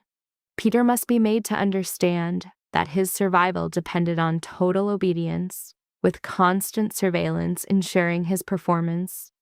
Raphael observed her, recognizing the strategic depth behind her words. She framed her method not as mercy, but as a more demanding and fruitful path than simple execution. This logic was persuasive. Vincent affirmed her new status as a chief strategist, and Marcus voiced his preference for a proactive trap over waiting for another attack. Raphael conceded, sanctioning her plan with a quiet gesture. Yet he added a condition. She must attend Peter's interrogation. As the plan's architect, she was required to see its execution. Raphael's intent was to employ psychological warfare. Peter had to confront the human beings his betrayal had endangered. This was, as Raphael noted, an effective tactic. She would have Catherine's support, but her presence was deemed necessary to face the consequences of her own strategic mind. The goal was to make him see Sophia, a living symbol of what his actions almost destroyed. Elena accepted, requesting an hour to prepare. With a meeting scheduled with Antonio Morelli later, they had a 2-hour window to resolve the issue with Peter first. The next hour was a blur of maternal duties and mental preparation, a stark contrast of worlds. Catherine provided a carefully chosen outfit, dark pants, a soft sweater, flat boots, with a specific instruction. Let Raphael be the monster. You are the human consequence. Their destination was a suburban safe house, its mundane exterior masking a fortified interior. Inside this fortress, Peter Chen was handcuffed to a chair, his appearance mirroring his moral collapse. Elena's entrance with Sophia in her arms elicited an immediate reaction from him. Raphael's greeting was glacially calm, contrasting Peter's forced presence with the voluntary choice he made 8 weeks ago to betray the entire operation. Raphael began his methodical deconstruction of Peter's loyalty. Peter's denials crumbled when faced with financial proof of his collaboration with Caleb Voss's network. The core question was not what he did, but why. After Raphael recounted 8 years of fair treatment, the confession finally came. The motive was his daughter. For the first time, Peter looked directly at Elena, his voice choked as he revealed the child's leukemia, fundamentally altering the moral calculus in the room. He explained the situation. An experimental treatment his insurance refused to cover, leaving him desperate. This desperation led him to an intermediary who brokered his access for money. The deal was $50,000 upfront for ongoing intelligence. Peter tried to frame his actions as naive, claiming he was promised the information was for market research. He clung to the fiction that he had no idea his actions would lead to an attempt on their lives, a willful ignorance of the world he operated in. Raphael immediately pierced this veil of self-deception, noting that intelligence in their business is never for legitimate purposes. Peter's tearful question, "What was I supposed to do?" created a schism within Elena. She felt the empathy of a parent, yet also the fury of a victim. Raphael then articulated the unspoken code Peter had violated. He was supposed to seek help from within, to trust that the organization took care of its own. Instead, his actions had endangered every member of the syndicate. Raphael dismissed Peter's apologies as meaningless against the damage done. He made the consequences terrifyingly concrete, describing how Peter's intelligence enabled a hit squad to enter a hospital, to murder Elena as she recovered from a C-section, almost orphaning her newborn. Peter's continued claim of ignorance was met with a final, cutting observation. He believed the lie because it was easier than facing the truth of his actions. With an unnervingly level voice, Elena pronounced her own judgment on his world-ending choice. When Peter asked about his fate, Raphael presented not death, but servitude. He detailed the counterintelligence scheme where Peter would now serve as a scripted puppet.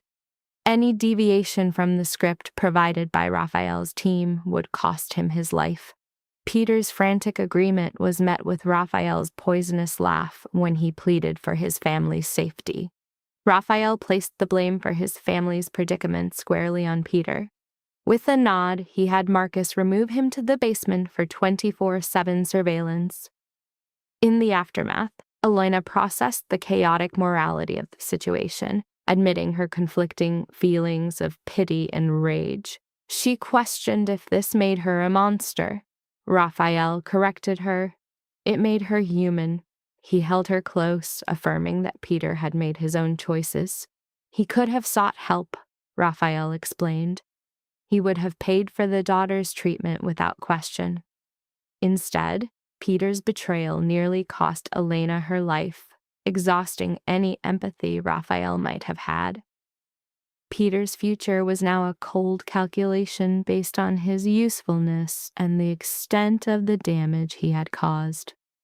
As this grim reality settled, Raphael announced their next engagement, a sit-down with Antonio Morelli in 2 hours, at which Elena's presence was required.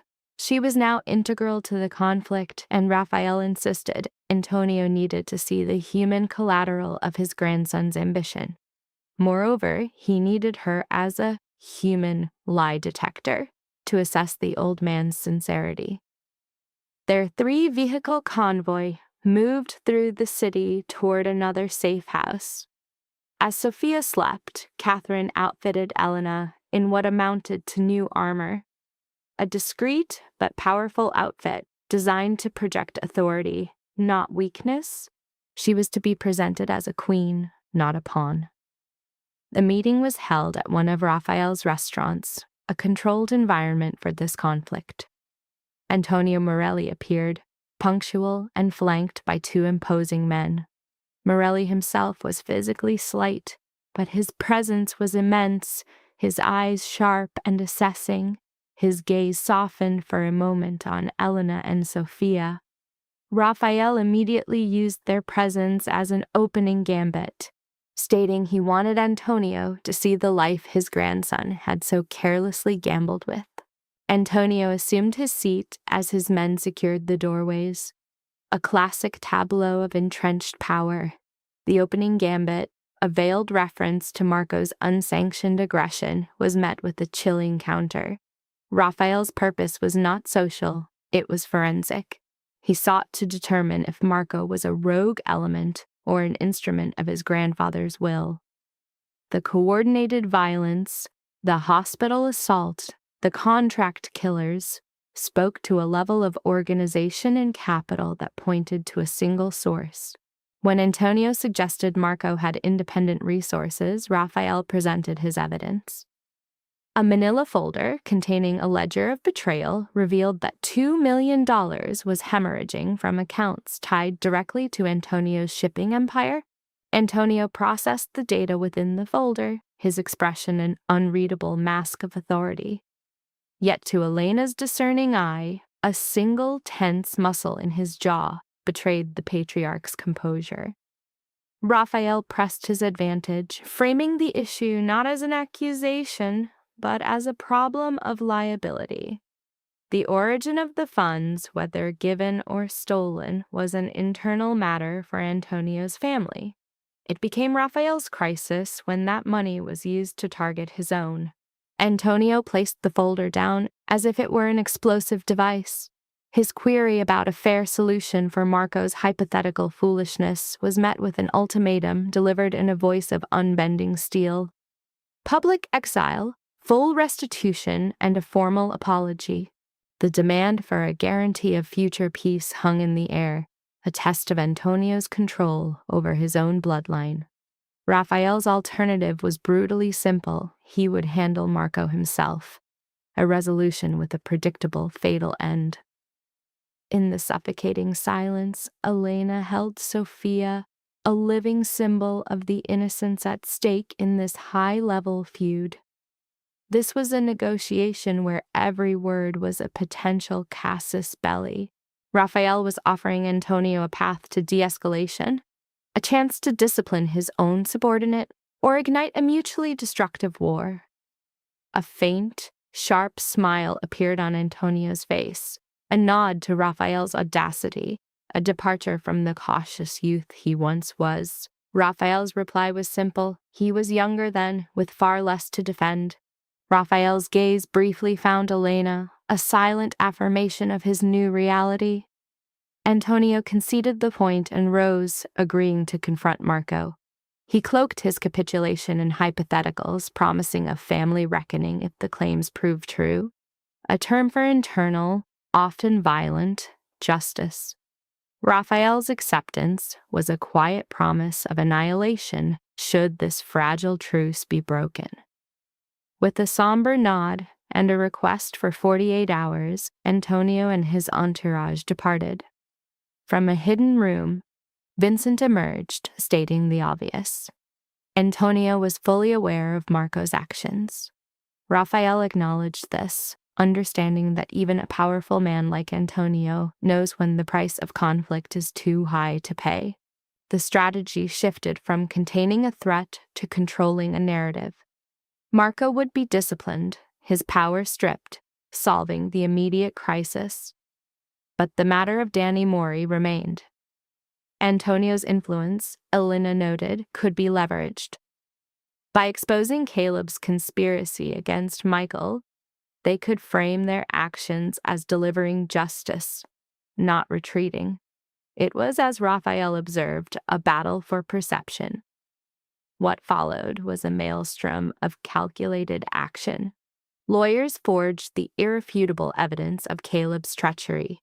Vincent disseminated the story to media contacts, while Catherine and Elena crafted the narrative's emotional core, a statement from the perspective of a dying, vindicated Michael. The story ignited a public firestorm. Michael Morelli was cast as a tragic hero, his name cleared too late, a martyr to a corrupt system that had stolen his life. Caleb Voss was exposed as a predator who destroyed lives for ambition. 3 days later, Danny Morelli appeared at Raphael's office.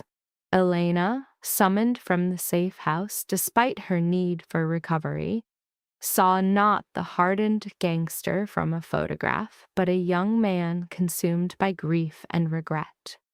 He was a pawn in a larger game, his rage having been expertly weaponized by others. At the presence of Elena, Catherine, and Raphael, Danny's composure disintegrated. The sight of Elena and her infant Sophia shattered his hardened exterior.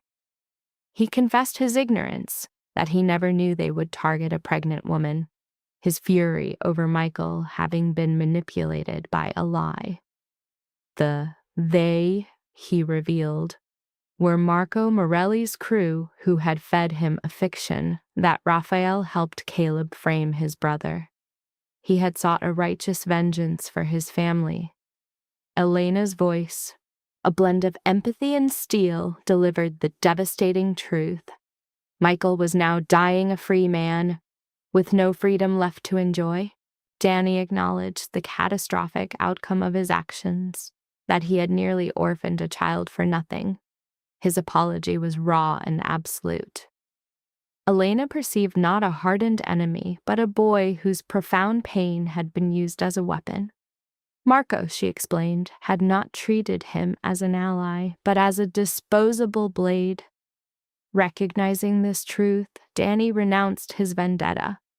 He asked for no pardon, only to exit the conflict and spend what little time remained with his brother. After a long, deliberative silence, Raphael gave a single nod of assent. The pardon came with a clear warning: there would be no third chance. Danny accepted, his final gaze lingering on Sophia, a silent acknowledgement of the precipice from which he was retreating. After his departure, a debate emerged.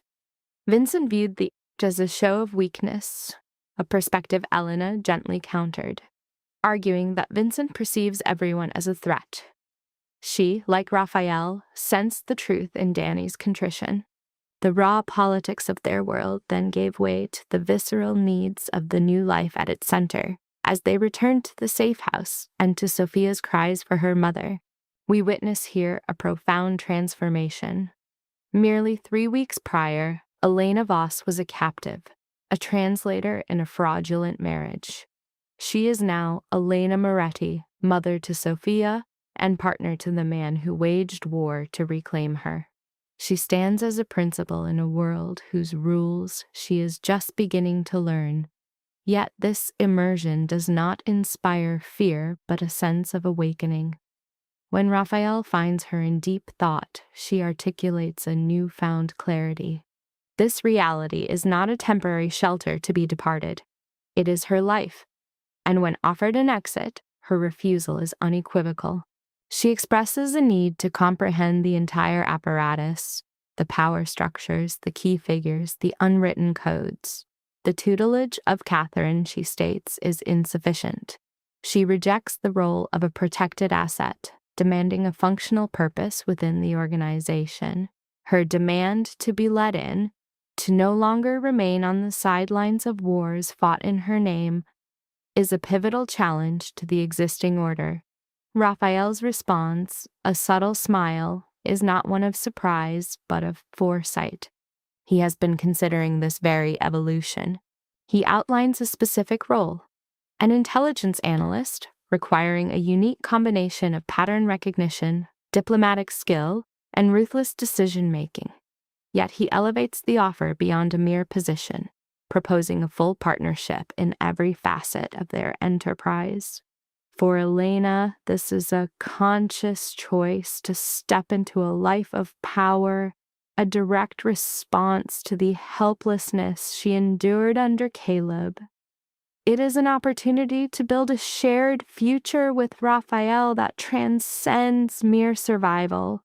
She accepts, but with a single condition of her own.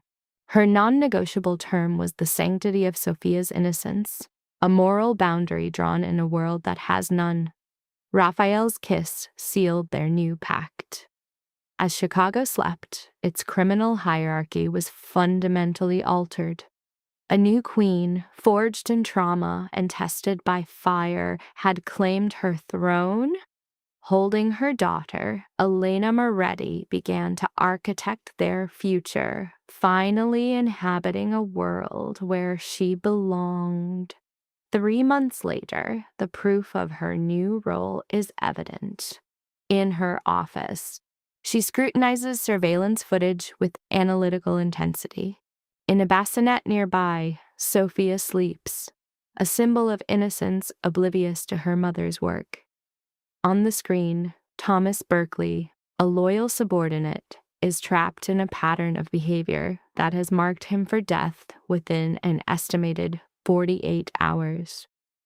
Vincent, once a skeptic of Elena's capabilities, now seeks her confirmation, his respect earned over 3 months of her superior insights.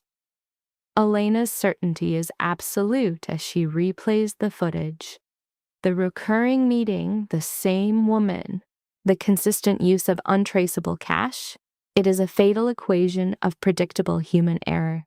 His posture is a subtle act of evasion, a body turned against the unblinking eye of the camera, she notes.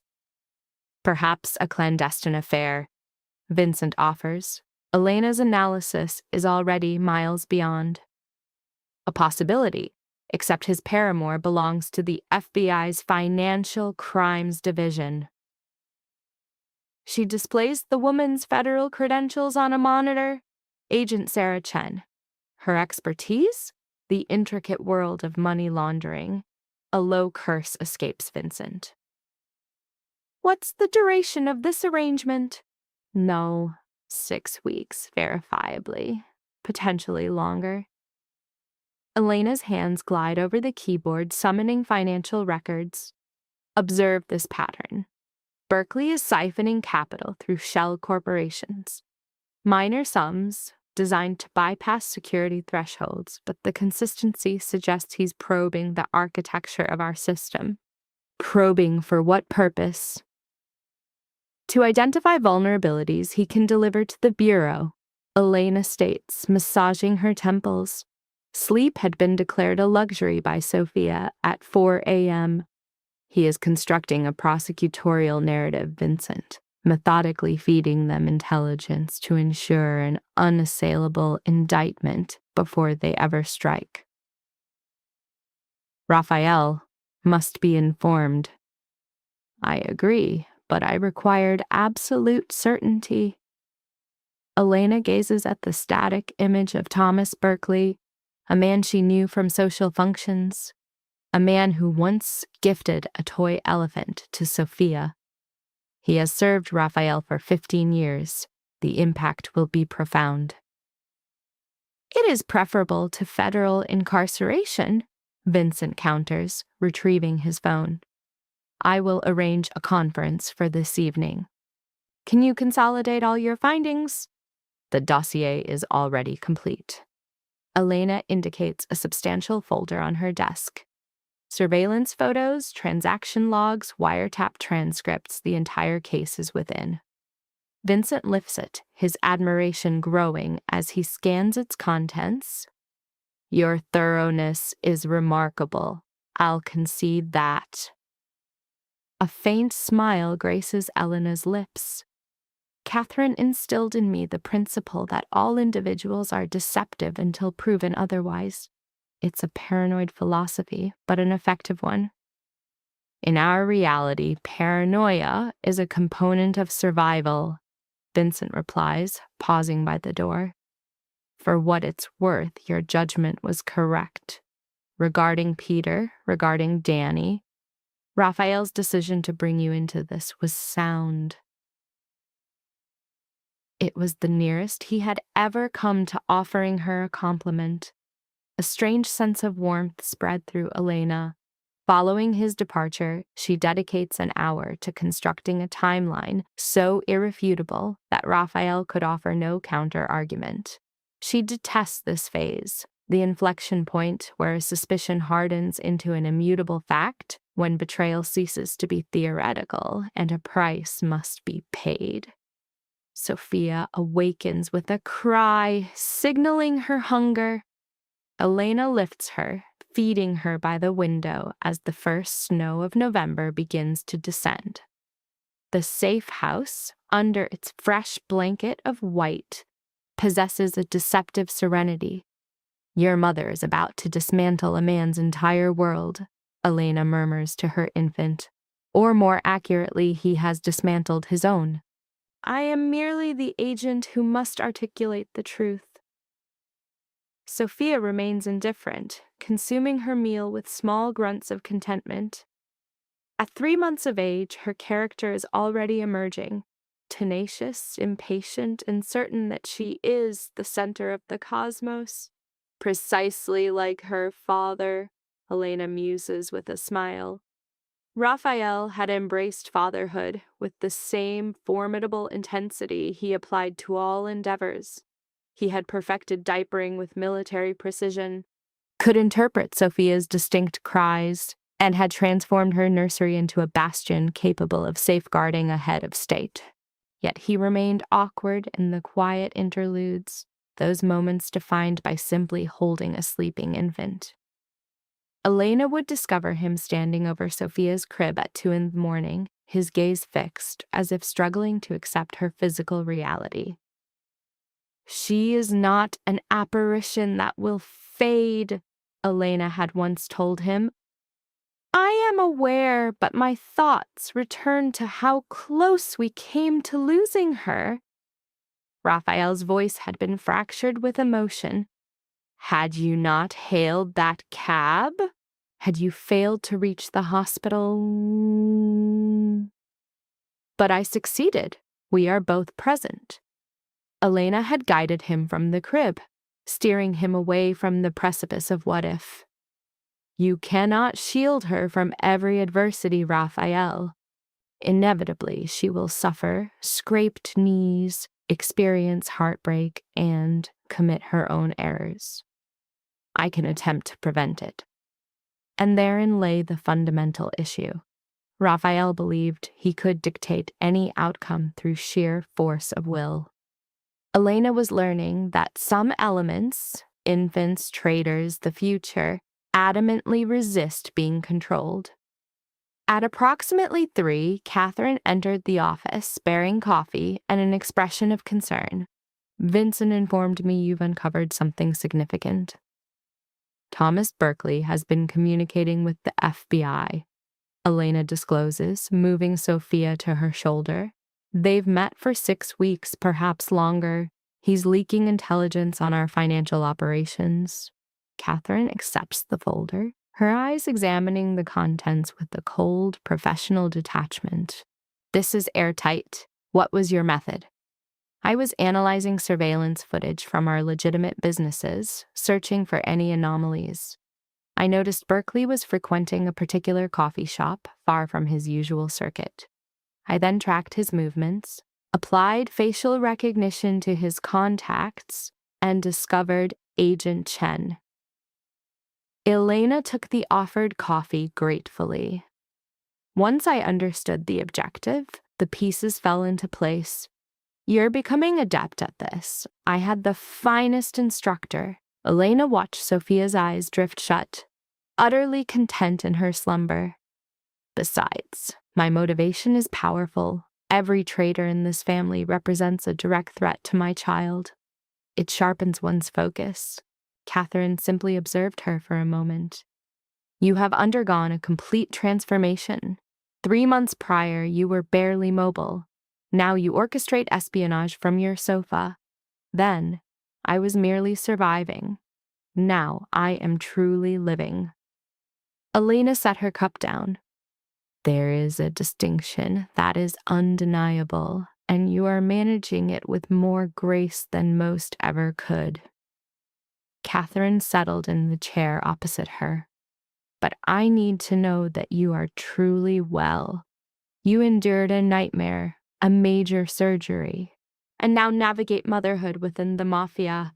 It is a heavy burden. I am fine, Elena.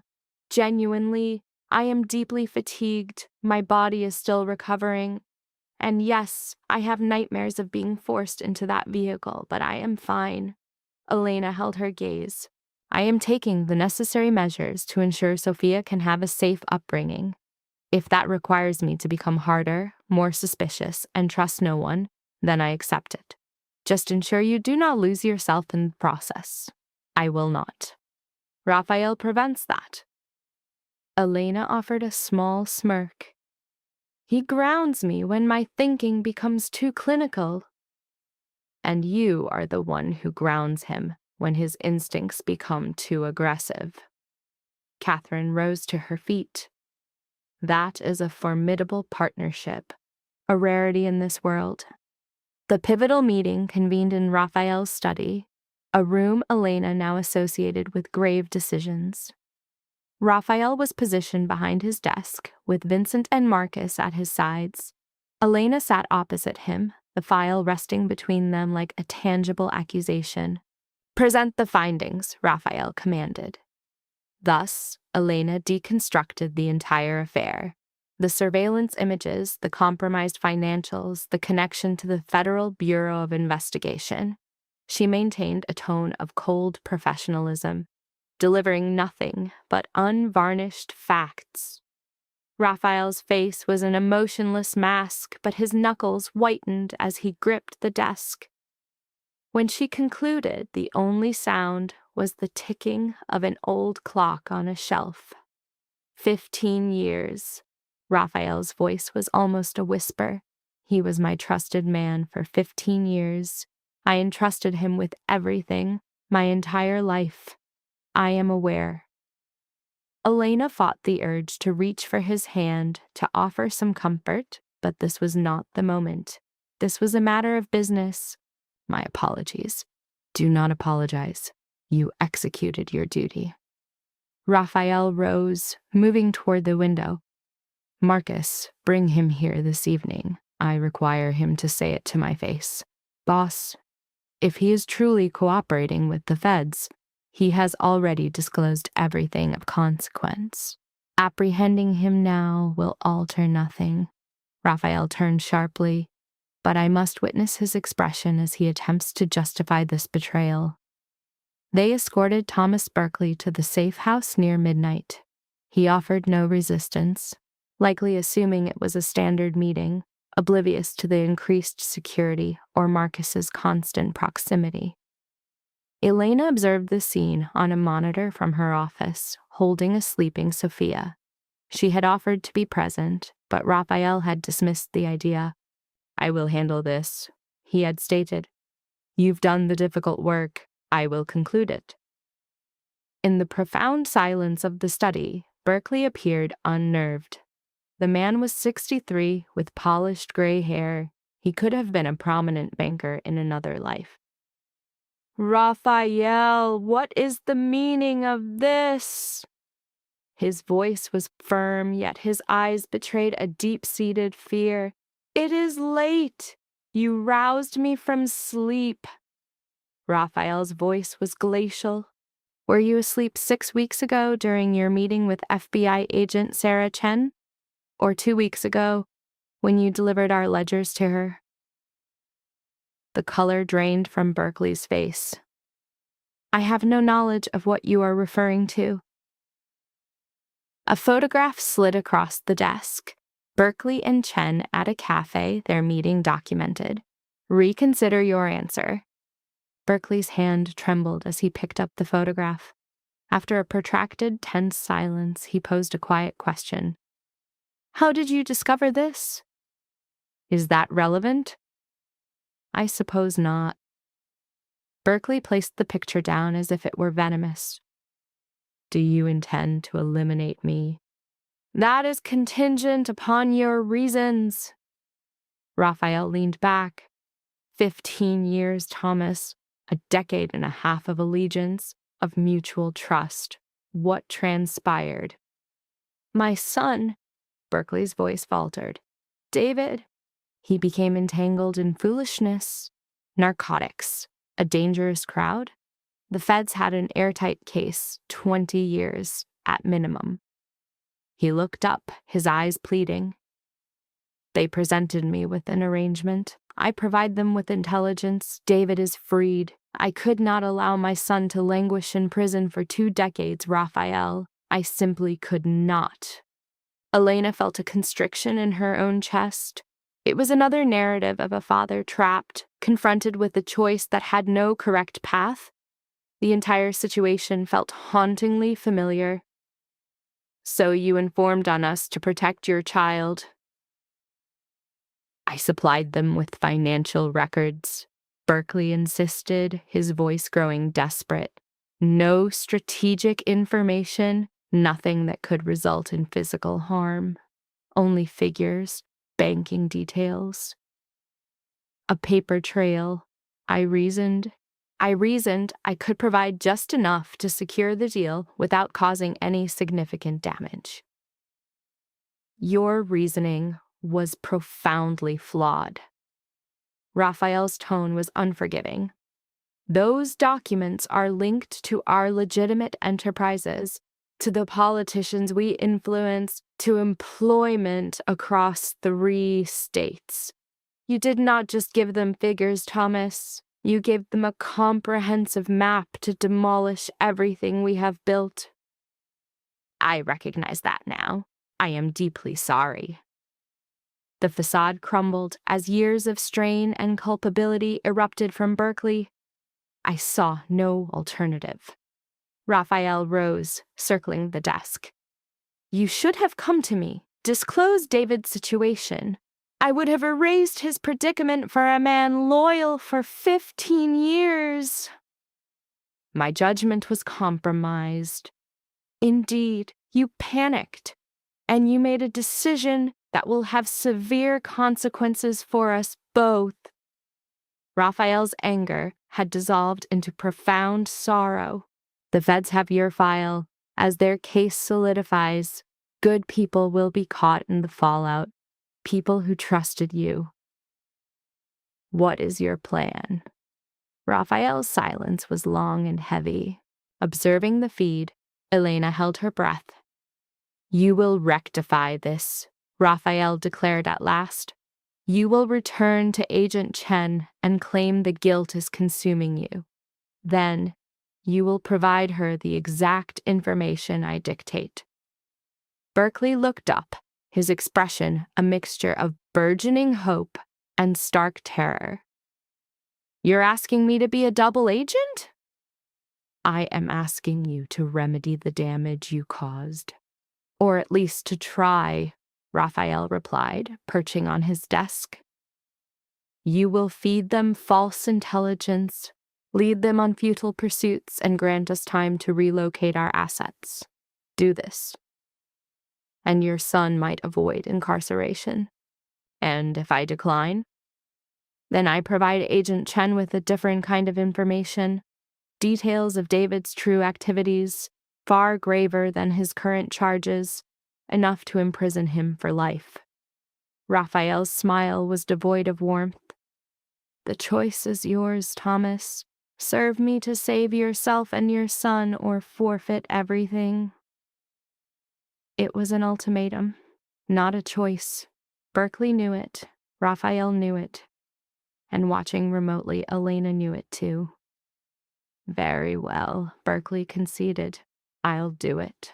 And for the next 2 hours, they meticulously crafted the disinformation for the FBI, with Vincent outlining the web of lies and their intended consequences. Marcus transcribed every word, creating a script to prevent any deviation from Berkeley. Near 2 a.m, Elena settled Sophia, her arms tired from holding the infant. Returning to the office, she found Raphael reviewing the recording of Berkeley's departure. You managed that with far more composure than I would have, Elena remarked, settling onto his lap. You'd have simply eliminated him. The thought did cross my mind. She rested her head against his shoulder. He betrayed you for his son. I understand that impulse now. I would reduce the world to ash for Sophia. I know, as would I. Raphael's embrace tightened. That is what makes this so difficult. I cannot truly despise the man, because I comprehend his motive, but such an act cannot be ignored. No, in this world, weakness is a death warrant. He was utterly drained. If my people believe they can cross me without consequence, the entire structure collapses. Thomas must now become a cautionary tale. And if the feds realize he is feeding them fabrications, he and his son face severe sentences, and we are no worse for it. Raphael helped Elena to her feet. Come, it is late. You have not slept more than 4 hours at a time in 3 months. As they reached the bedroom, Raphael's phone vibrated. He glanced at the screen, his brow furrowed, before sending a reply. What is it? Antonio Morelli requests a meeting tomorrow morning on his territory. Raphael put the phone down. He says it is urgent. A sense of dread settled in Elena's stomach. It must be Marco. Antonio has tried to rein in that boy, but he is uncontrollable. I would not be surprised if he's making another foolish move. Raphael drew her close. We will address it tomorrow. For tonight, let us simply be parents, not crime lords. Morning arrived too quickly, heralded by Sophia's cries for food. Elena fed her while Raphael showered, and then they switched. Catherine arrived at 8 with new intelligence. Marco Morelli was seen at a Southside construction site yesterday, she reported, placing photos on the table. Ostensibly neutral ground, yet he arrived with 15 armed men. He's staking a claim, Raphael observed, examining the images. That site has been contested for months. 3 separate factions believe it is theirs. Marco is attempting to become the 4th. Vincent entered with coffee, his expression unsettled. The word is, he's aligning with smaller outfits, anyone resentful of the existing power dynamic. He is assembling a force. Elena adjusted Sophia on her hip. How many would truly follow him if he made a significant play? Lad, it's difficult to gauge. Perhaps 50, perhaps more, Vincent answered, sinking into a chair. Antonio's meeting is likely about containment. He wishes to extinguish this before it ignites a full-scale conflict. The meeting was arranged at a warehouse in Bridgeport, deep within Antonio's domain. Raphael was adamant that Elena remain behind, a move she fully anticipated. What he did not anticipate was her counter-proposal. I want a complete audio connection, a live broadcast, Elena stated, her tone unyielding. If things turn hostile, I must know instantly to get Sophia to safety. Raphael seemed poised to object, but Catherine simply nodded. She is correct. If a war is imminent, we need the earliest possible warning. They established the link in Elena's office. Catherine remained with her, both listening intently to the audio feed as Sophia slept. Elena heard Raphael's car arrive, the heavy sound of the warehouse door, and then Antonio's voice. Thank you for coming, Raphael. Antonio's voice was strained, heavy with a great burden. We have a problem. It concerns Marco and his associates. Antonio sighed deeply. My grandson has made alliances without my knowledge. He struck bargains with individuals I expressly forbade him from contacting. The Russians, Raphael, the Vulov organization. Elena and Catherine exchanged a look of alarm. The Vulovs were notoriously unstable and merciless. Marco's involvement with them signaled a far more violent turn of events. How extensive is this? Raphael's voice was perfectly level, as if discussing mundane business. Sufficiently so that they are moving armaments through his territory. Sufficiently so that he has promised them a share of whatever he seizes from you. Antonio sounded utterly defeated. I attempted to stop him. I threatened him. I cut off his funds. I expelled him from the family enterprise. Nothing worked. Then you must take the action you should have taken 3 months ago. Execute my own grandson? Antonio's voice fractured with anguish. He is my blood, Raphael, my own flesh and blood. I cannot simply... Yes, you can. Raphael's tone was glacial. And you will, if you wish to prevent a war that will annihilate both our families. Marco made his decision. He chose the Bulovs over you. He chose ambition over fealty. That is his burden, not yours. A protracted, tense silence followed. Then Antonio spoke, his voice a mere whisper. I cannot do it. I cannot kill my own blood. Then I will. Raphael's words were a final verdict. But let us be unequivocally clear, Antonio. If I deal with Marco, it will not be discreet. It will be a public declaration that no one threatens my family and survives. Please, Antonio's voice was broken. Grant me one final opportunity. Let me attempt to reason with him. You have 24 hours. After that, Marco is my concern. Raphael's footsteps began to retreat, and Antonio.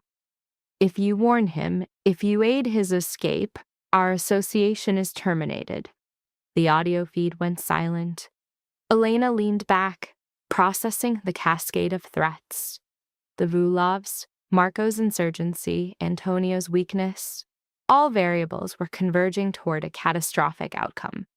This situation is about to erupt, Catherine stated softly. Antonio will not kill Marco. He will conceal him, and in doing so, force Raphael to dismantle his entire organization to reach him. We must create a fissure between them. Elena's mind was already operating with cold, swift logic, seeking a way to force Antonio's hand to make him choose his legacy over his lineage. What do you propose? The elements began to align. Marco's alliance with the Vulovs was the critical vulnerability. If we can demonstrate that he is not merely seizing territory but betraying all of Chicago's families to the Russians, Antonio must respond. His code of honor will compel him. You intend to brand Marco a traitor. I intend to make it impossible for Antonio to shield him without forfeiting his entire standing. Elena's fingers moved across her keyboard like a general deploying forces. The Vulovs are smuggling weapons through his zone. That creates a data trail, shipping logs, records. If we leak that evidence, Antonio either disowns Marco or loses his kingdom.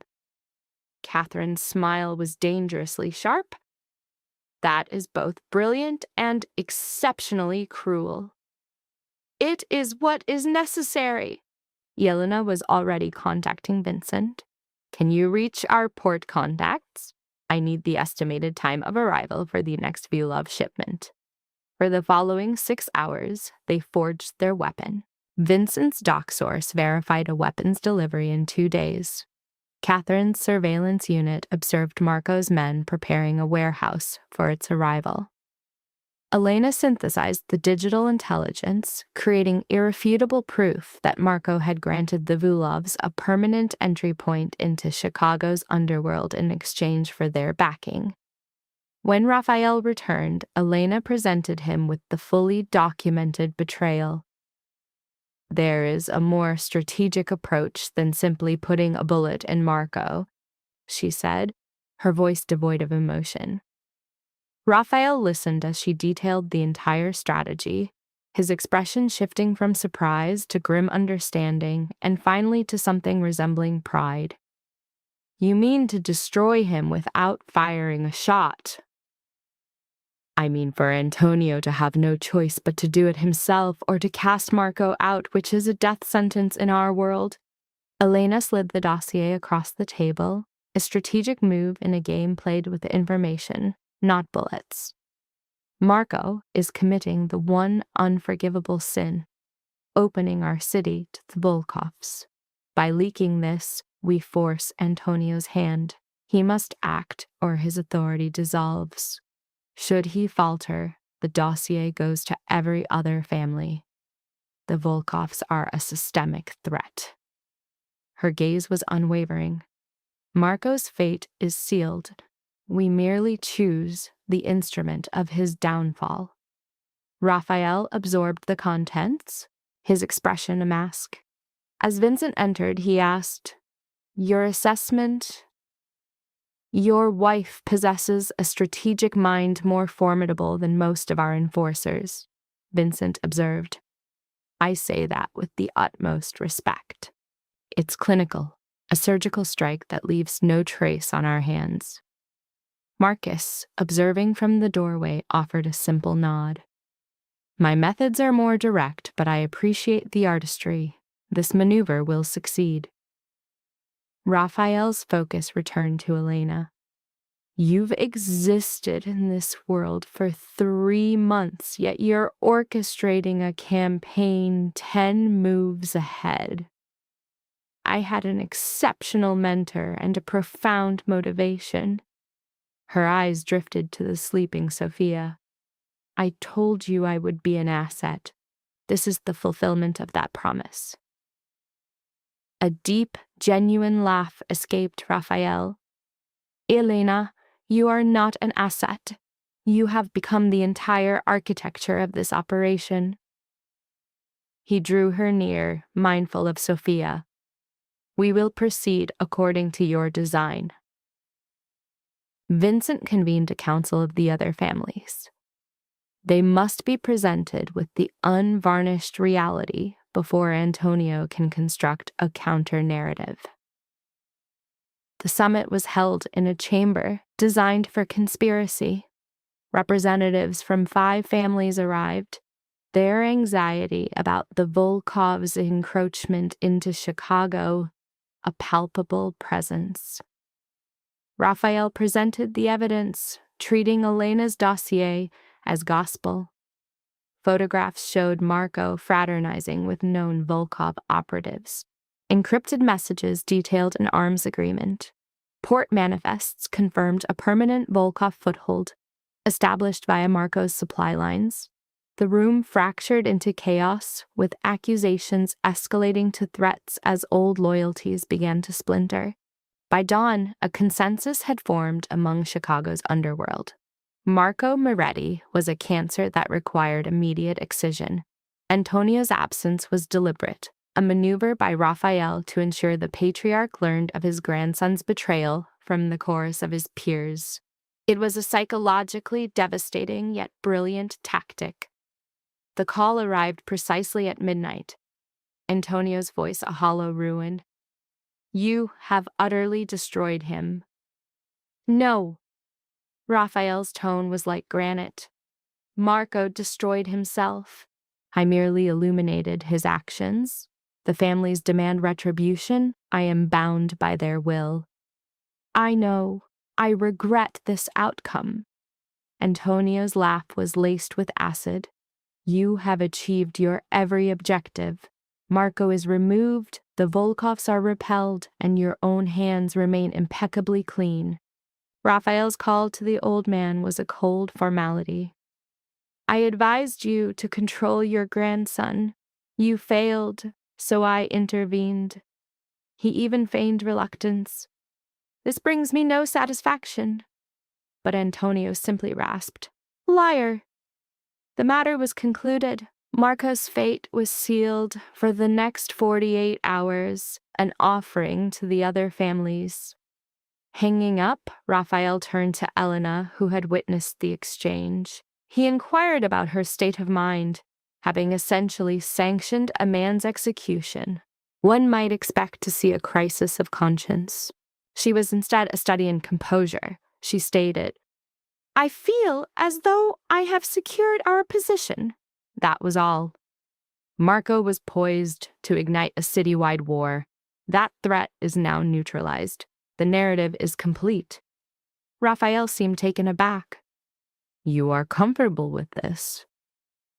"I am comfortable with ensuring Sophia's safety," she replied.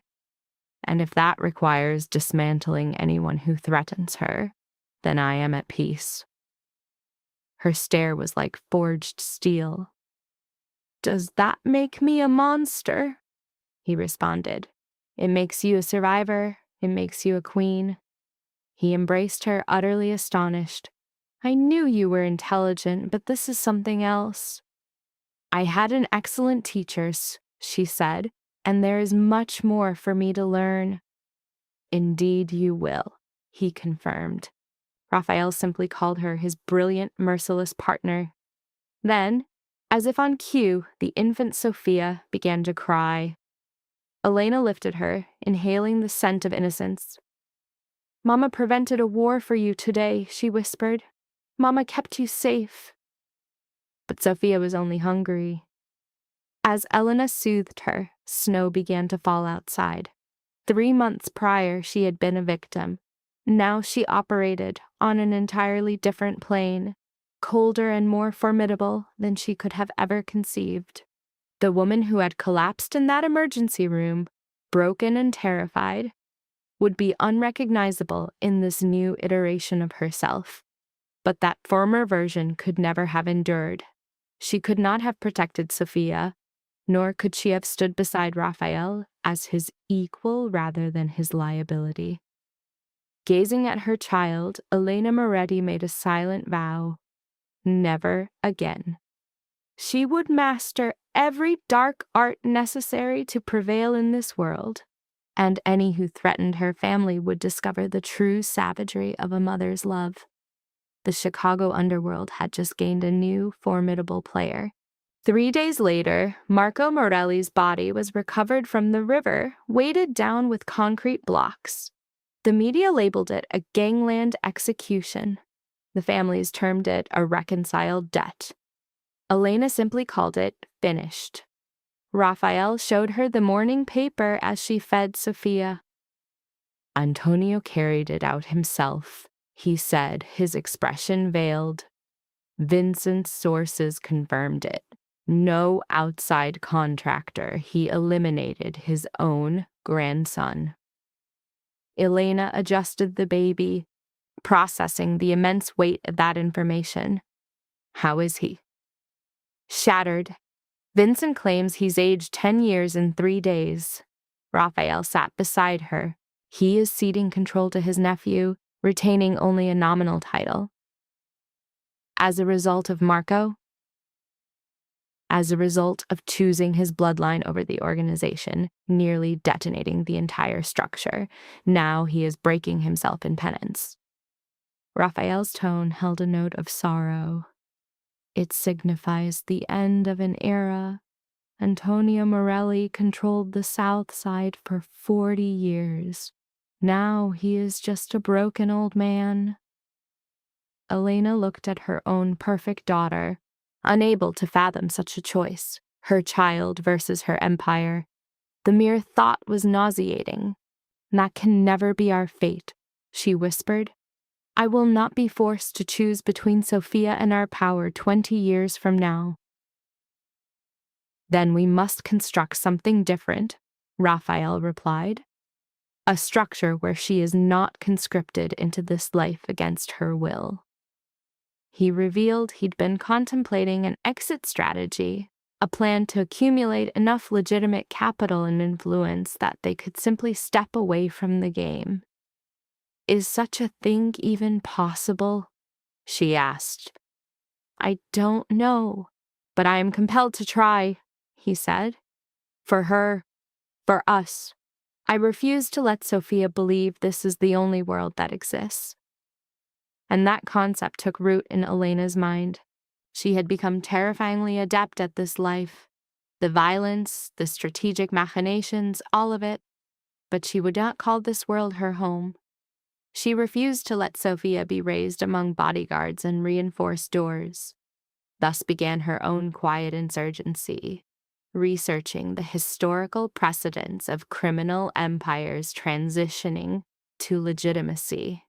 It was a perilous undertaking, attempting to cleanse money so deeply stained with blood, but it was a beginning.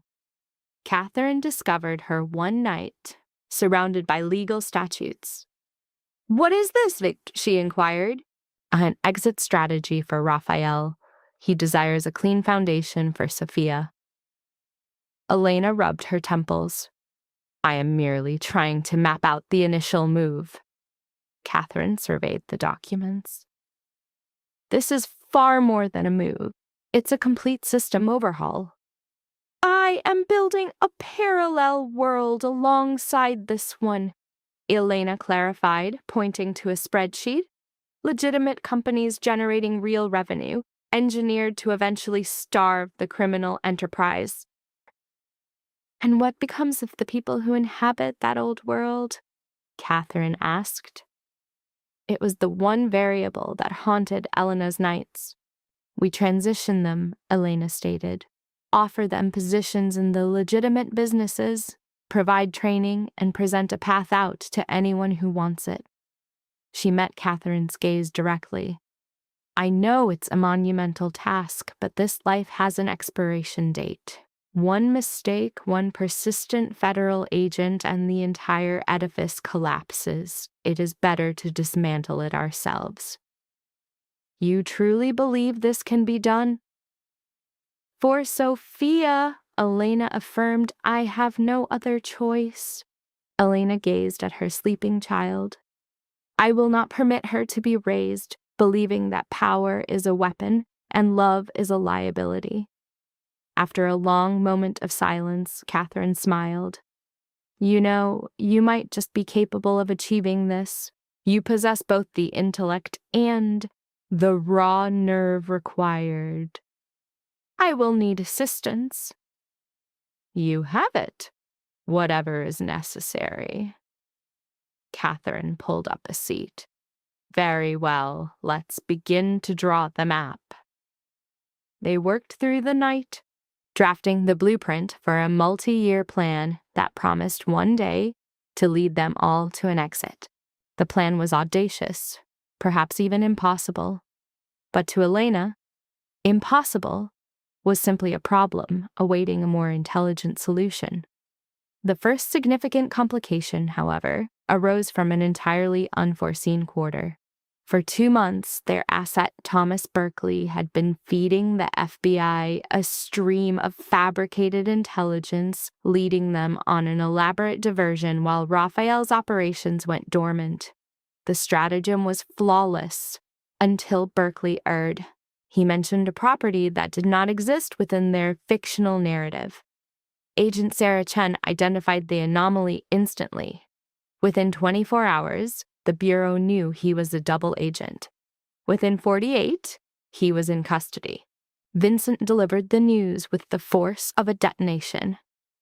Berkeley is in federal custody. He has already begun to cooperate. Not about us, not yet. But he has exposed the entire misdirection campaign. Raphael's jaw set. What is the extent of the damage?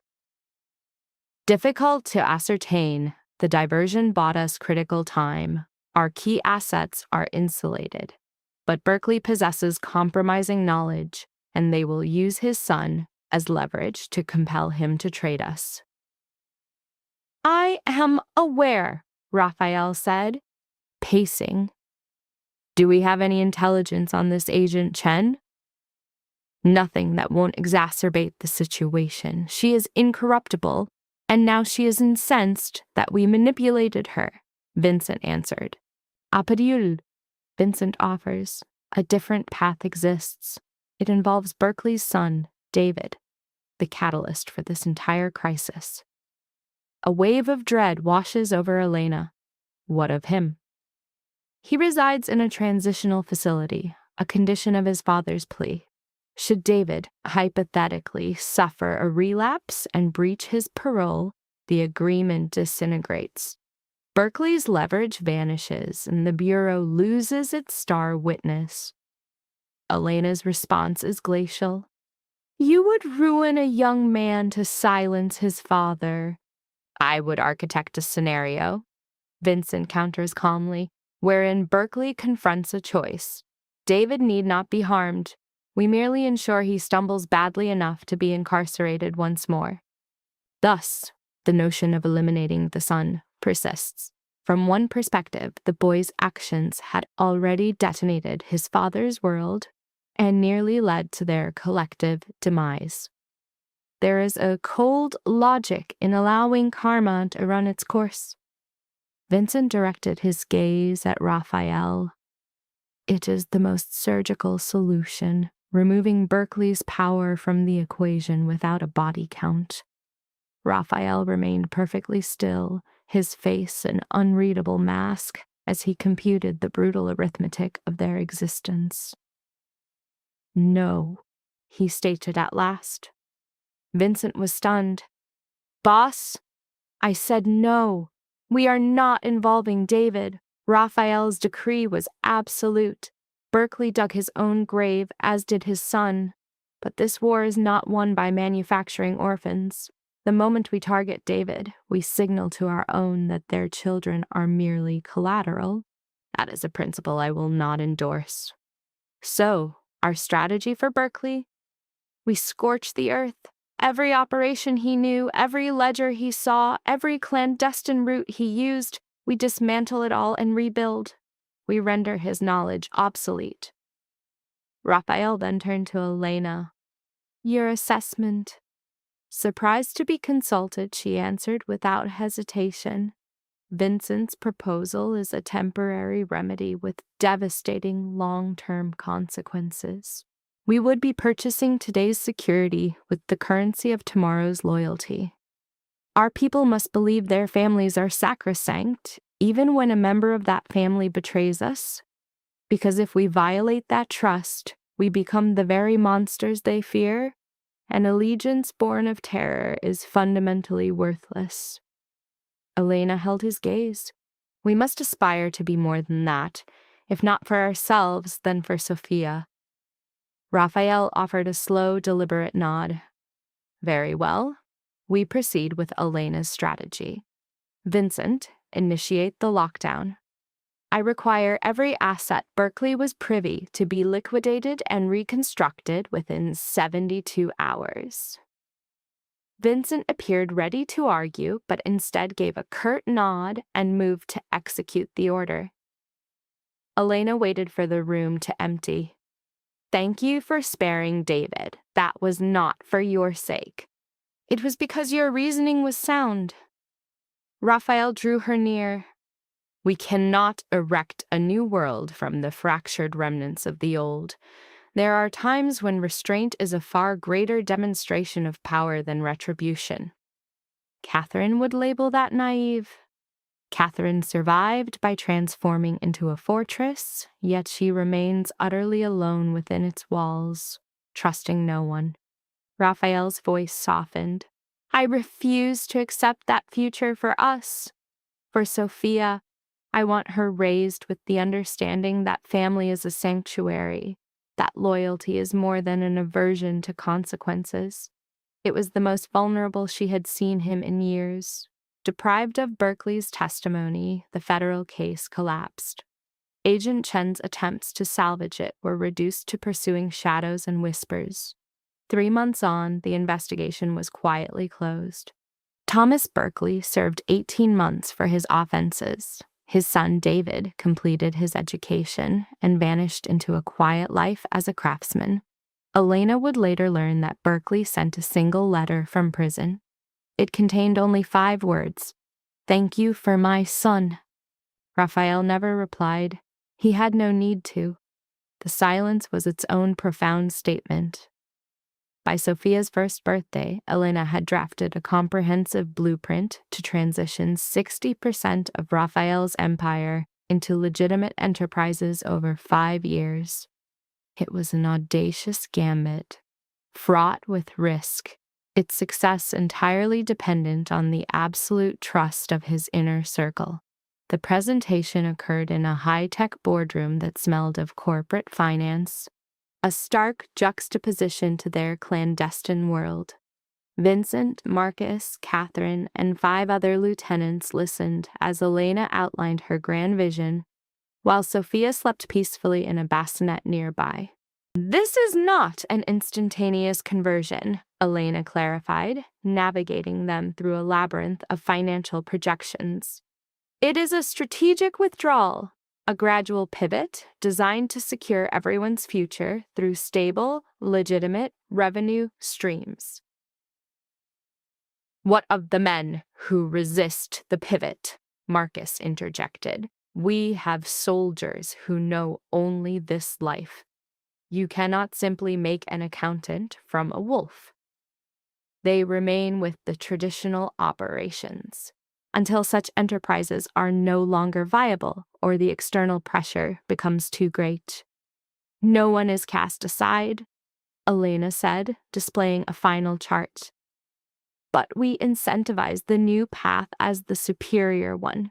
Greater compensation, tangible benefits, a retirement fund, health coverage, a future they can actually inhabit. Vincent stared at the figures, at the mountain of capital required to seed this new reality. From where does such a fortune materialize? He inquired. The answer lay in a complete divestment from their old identities, abandoning gambling, minor narcotics distribution, protection schemes, all the conspicuous, violent operations that attracted headlines and federal scrutiny. Elena's eyes were like steel. We will adhere to the subtle arts, money laundering through immaculate fronts, high-level consulting, strategic corporate acquisitions, ventures that appear legitimate because we will force them to be. So we become investment bankers, Vincent stated, caught between incredulity and intrigue. We become what we have always feigned to be, Elena countered. Business people with a complicated history. Her final slide appeared. In 5 years, Raphael Moretti would wield authentic power built upon a legal bedrock. His daughter would inherit a dynasty untouchable by the government and unassailable by their rivals. This was the checkmate. A heavy silence settled over the room as each person contemplated the implications for their own existence. Catherine was the first to speak. I am in. I have sought an exit strategy for years. This is the most viable path I have ever seen. Marcus followed. As am I. I am growing too old for these street-level conflicts. I suppose I can learn to wear a suit for purposes other than concealing a weapon. One by one, the consensus grew. Vincent, the final holdout, remained contemplative. 5 years is an eternity. The potential for failure is immense. As is the potential for success, Elena retorted. There is no certainty this will work, but to remain on our current trajectory is to accept a guaranteed outcome of ruin. Vincent looked to Raphael, who had been a silent observer throughout. What is your decision, boss? I believe, Raphael began, rising to stand at Elena's side, that my wife has just presented a future worth fighting for. We would be absolute fools not to seize it. Wife. The word hung in the air, a declaration, not his consort, not his partner. Elena glanced at her own unadorned finger as Raphael's hand enveloped hers. We will formalize it soon, he murmured, when circumstances stabilize. But their world was never stable. It was, however, finally beginning to clear. The entire strategy began to materialize with an almost eerie precision in the ensuing months. The legitimate enterprises began to flourish, generating real, taxable income, building a public reputation, a brand, and considerable influence. The process was not flawless. 2 members unable to adapt to the new paradigm were given a generous severance and quietly dismissed. A real estate venture collapsed, resulting in a painful $3 million loss. Agent Sarah Chen began scrutinizing their new corporations, certain a criminal enterprise lay beneath the surface, but for the most part, the monumental gamble was succeeding. A year into their great transformation, Raphael proposed in earnest. Not over a fine dinner, but at 3 a.m, after Sophia had finally succumbed to sleep following an hour of piercing cries. Marry me, he mumbled, returning to their bed. She was so profoundly tired, she thought it might be a dream. What? Marry me. Properly this time, legally, permanently. I want you to be my wife in every way that is recognized. Raphael propped himself on an elbow to face her. I know we essentially are already. We share a home, a child, an empire. But I want the official documents. I want Sophia to see her parents as a unified entity, not merely cohabitating out of convenience. Elena studied his face, a silhouette in the darkness. You are serious. Completely. I should have done this a year ago, but there was always another crisis. But tonight, listening to our daughter scream while you soothed her, despite your own exhaustion and pain, I realized what an absolute fool I have been to wait. You are already my wife in all the ways that possess true meaning. Let us simply make it official. That is, without question, the least romantic proposal I have ever been given. A faint smile touched his lips. I am aware I am inept at this, but I love you, Elena. I have loved you since you stormed my office 3 years ago to correct my flawed Russian pronunciation. I loved you as you were bleeding out on a hospital bed. I loved you when you unmasked Thomas Berkeley as a traitor. And I love you now, depleted and covered in baby saliva. You remain the most extraordinary woman I have ever known. Tears began to trace paths down her cheeks. You are improving. Is that an affirmative? It is a yes. The kiss was a confirmation. Elena articulated a need for ritual. Not a rushed affair, but a ceremony to sanctify their survival for their new family. Raphael's only condition was her vow. 3 months on, they wed among their true kin, forged over 2 insane years. Catherine stood by Elena's side, Vincent and Marcus with Raphael. 16-month-old Sophia, a miniature of her father's resolve, meticulously scattered petals down the aisle. A gift from Antonio Morelli arrived. Its inscription, a profound observation. Congratulations on finding something worth defending. His absence was expected. A man haunted by the ruin he brought upon his own grandson would not attend. The true anomaly was Danny Morelli, whose sudden appearance at the reception prompted a defensive reflex from Marcus, quelled only by Raphael's signal. I am not here for trouble, Danny stated, his hands raised in surrender. I came to wish you the best, and to thank you. For what? Elena queried. Michael passed away last month. His last 6 months were peaceful. A free man. With his name cleared, he knew his sacrifice had meaning. Danny's voice was heavy with feeling. You were not obligated to do that. You could have eliminated me and closed the matter. You restored my brother's honor before his end. For that, I am indebted. He then receded into the city's darkness.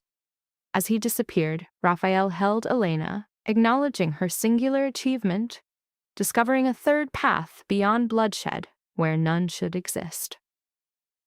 I saved all of us, from them and from ourselves, she clarified. My gift is perceiving doors where others see only walls. One of your many abilities, Raphael affirmed, kissing her forehead. Dance with me, Mrs. Moretti. Well, they danced while Catherine watched Sophia as the syndicate that almost consumed them began its slow conversion into a legacy their daughter could honorably inherit. 2 years forward, Elena commands a skyscraper boardroom, addressing not capos but titans of industry. The Moretti Group was going public, its real estate and consulting arms available to the market. This was the ultimate pivot. If the market accepted them, the final stain of their criminal origins would be erased. Her presentation was perfect. She had rehearsed it 100 times, anticipating every query with answers that were both truthful and strategically opaque. When she concluded, 3 investors were already reaching for their pens. From the back, Raphael observed, holding Sophia on his hip.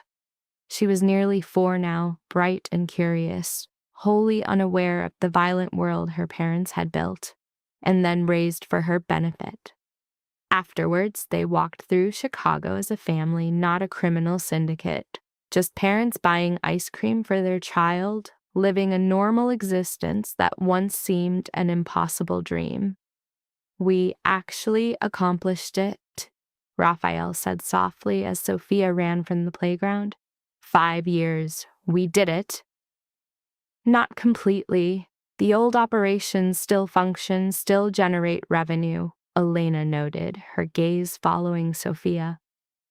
But they are now small enough for surgical removal without fatally wounding the new entity. So, how long until we are 100% legitimate? Another year, perhaps 2. The gambling enterprises can be sold to other organizations. Money laundering becomes obsolete once our income is legal. Elena rested her head on his shoulder. By the time Sophia is in first grade, we will become the people we currently pretend to be. And what follows? Then we live, we raise our daughter, expand the business, and build a dynasty. Elena smiled. Perhaps have another child if you feel adventurous. Raphael chuckled. This one is already causing me enough gray hairs. But ask me again in a year. They fell into a comfortable silence, observing their daughter play with children oblivious to her family's past. Do you ever feel regret? Raphael eventually asked.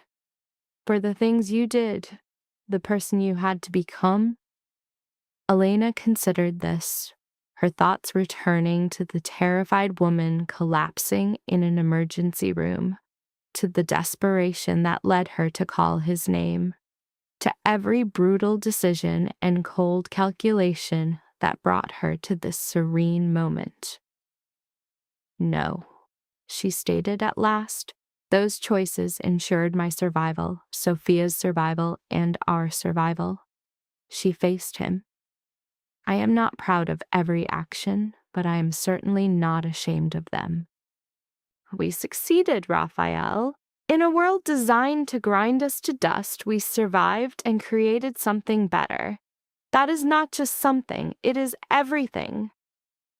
Elena watched Sophia on the slide, her laugh a sound of pure joy. Look at her. She is happy. She is safe. She has never known true fear. That is our gift to her. That is worth every ugly choice we made. Raphael embraced her. I love you, Elena Moretti, for your intellect, your courage, your incredible ability to find hope in the ashes. And I love you for seeing I could be more than a victim, for empowering me to fight instead of just break. Elena kissed him. We will be okay, the three of us. And for the first time in a great while, they were. The Moretti Empire continued to grow, expanding into legitimate industries and building a clean fortune. Their criminal ties were severed, piece by piece, over 18 months. Old conflicts with rival factions were settled with assets, a steep price for peace, and a fresh start. By Sophia's 5th birthday, no dark secrets remained. Raphael and Elena became mainstays of Chicago's elite. They supported charities and created a foundation to help others leave the life. It was a calculated move, but also deeply genuine. They understood that world's desperation and felt a responsibility to offer others an escape route. Catherine, always vigilant, remained as security chief, her skills now focused on corporate spies. Vincent, the former laundering specialist, became the chief financial officer, his talents aimed at expansion, not evasion. Marcus took a buyout and retired to Florida, wealthy enough for 3 lifetimes of tranquility.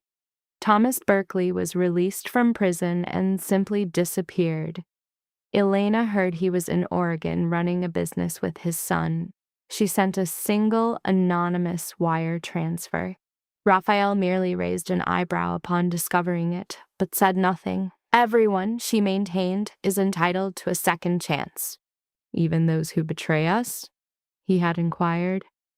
Is that what we impart to Sophia? Forgiveness? I am teaching her that mercy is not weakness, that true power lies in the freedom to choose, she retorted. And sometimes the greatest show of strength is to spare a foe you could easily destroy. Elena offered a slight smile. Besides, Berkeley is already defeated. He lost everything due to his inability to trust his own people. That is its own prison. Antonio Morelli passed away in his sleep 2 years after Marco's death. The funeral was small, attended by ghosts of the man he once was. Raphael went, paid his respects, and returned with the weight of a lifetime. He was a good man once, Raphael said that night. Before Marco, before the betrayals, before it all disintegrated, he taught me so much about this life. The very thing that consumed him could consume us, Elena whispered. If we allow it, if we prioritize power over loyalty, if our ambition transforms us into monsters. It will not, Raphael vowed, drawing her close, because you are our compass, reminding us of what is real. I am not perfect. No, he said, kissing her forehead. But you are intelligent enough to know that, and that makes all the difference. On Sophia's 7th birthday, a figure from their past appeared. Agent Sarah Chen arrived at their home, clutching a file, her face a mask of exhaustion.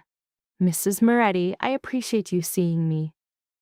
Chen sat in their living room, refusing coffee. I will be brief. For 5 years, my professional life has been dedicated to your family, seeking the criminal enterprise I was sure existed. And, Elena's tone was perfectly steady. And I found nothing, because there is nothing left to find. You have fully transitioned to a legitimate business. Chen placed the folder on the coffee table. This is my final report. It states that the Moretti organization, despite its founder's pasts, now operates entirely within the law. Elena did not glance at the file. Why are you presenting this to me? Because I want you to know that I'm closing the case. You won. You orchestrated an absolute escape, Chen's voice observed, a complex harmony of resentment and begrudging respect. But understand this, I am a permanent fixture in the background. One deviation, a single regression to your former selves, and I will materialize. There will be no regression, Elena affirmed, her conviction absolute.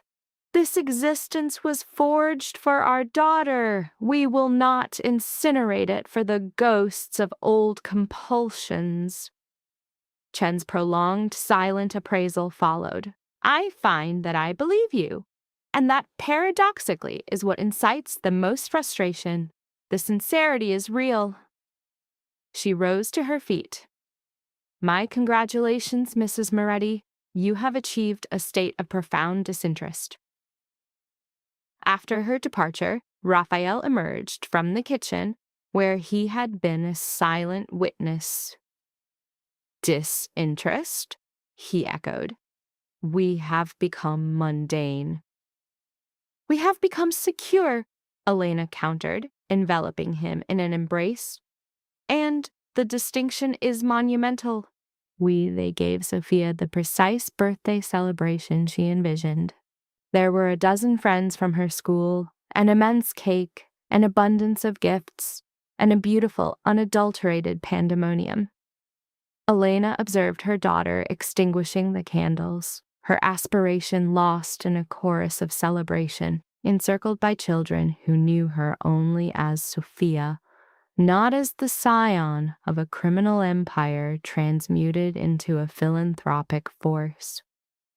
Later that evening, with Sophia long asleep and a profound quiet settling over the house, Raphael and Elena sat on the porch, their gazes fixed on the cosmos. Do you believe she will ever require the knowledge? Raphael's query was a whisper. Regarding our past selves, the acts we committed? Eventually, Elena replied, resting against him. When she is mature enough to grasp that existence is not a binary of black and white, that humanity is intricate, and that choices are rarely simple. But not for a very long time. Permit her innocence to linger, and when that day arrives, we will disclose everything. They had, therefore, made choices of a brutal nature to navigate brutal circumstances. They inflicted harm, dismantled lives, all in the service of protecting their own fraternity. Yet they also endeavored to construct something new from the ruins, to afford their daughter a universe of possibilities they were never granted. Elena gazes at the firmament. They will teach her that individuals can rewrite their own narratives, should the desire be potent enough, that a reclamation is always possible, even for those who perceive themselves as irrevocably condemned. "Do you accept that premise?" he inquires. "That we have been absolved?" Elena's mind returns to her former self, terrified, cornered, and verging on expiration in a hospital. She then considers her present incarnation, a leader, a strategist, capable of glacial detachment one moment and profound clemency the next. She reflects on every decision that bridged that chasm, every act of brutality and grace, every world they immolated, and every life they brought into being. "I believe we are engaged in the attempt," she offers at last. "And I suspect that must be the entire principle. We are not the people we once were." They do not expunge the past, but they are diligently forging a future where Sophia is not compelled to bear their burdens. For me, that is the victory. Raphael remains contemplative for a moment, then he speaks. "I am eternally grateful I answered the telephone that evening when the hospital called."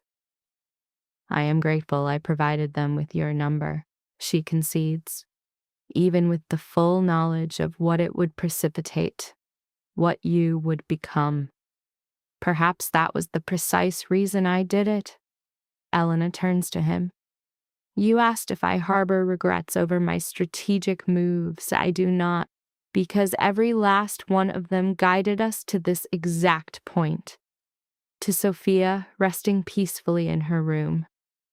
To a life so conventional it verges on tedious. To a future where our daughter can become whomever she chooses, because we paved her road with our own blood and secrets. We constructed it in unison." "We absolutely did," Elena affirms, kissing him. "And we will continue to build, continue to protect, and ensure this empire we forged does not ultimately crush the very people we love."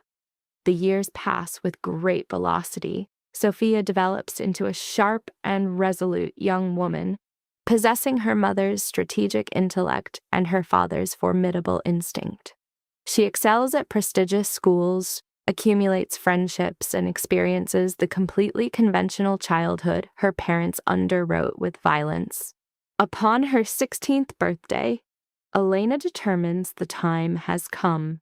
She recounts everything, not a sanitized account, but the raw, unmediated truth of Caleb's betrayal, the assassin's dispatch to eliminate her, and Raphael setting the city ablaze to rescue them both. She detailed the choices they made, savage, ruthless, and indefensible maneuvers enacted purely for survival and to shield their own. Sophia simply absorbed the narrative in absolute silence.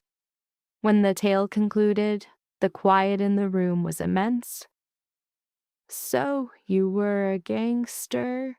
Sophia stated finally. "Correct, and your father as well." "I see, but not anymore."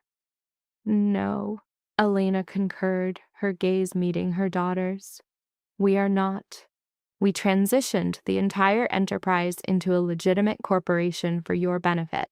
We wanted you to have choices that were never available to us, a future not predicated on fear." Sophia considered this. "Did you ever personally take a life?" "Not with my own hands, but I issued commands that resulted in lives ending, as did your father."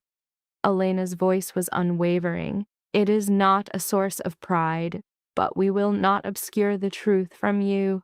And if circumstances demanded it, would you do it all again?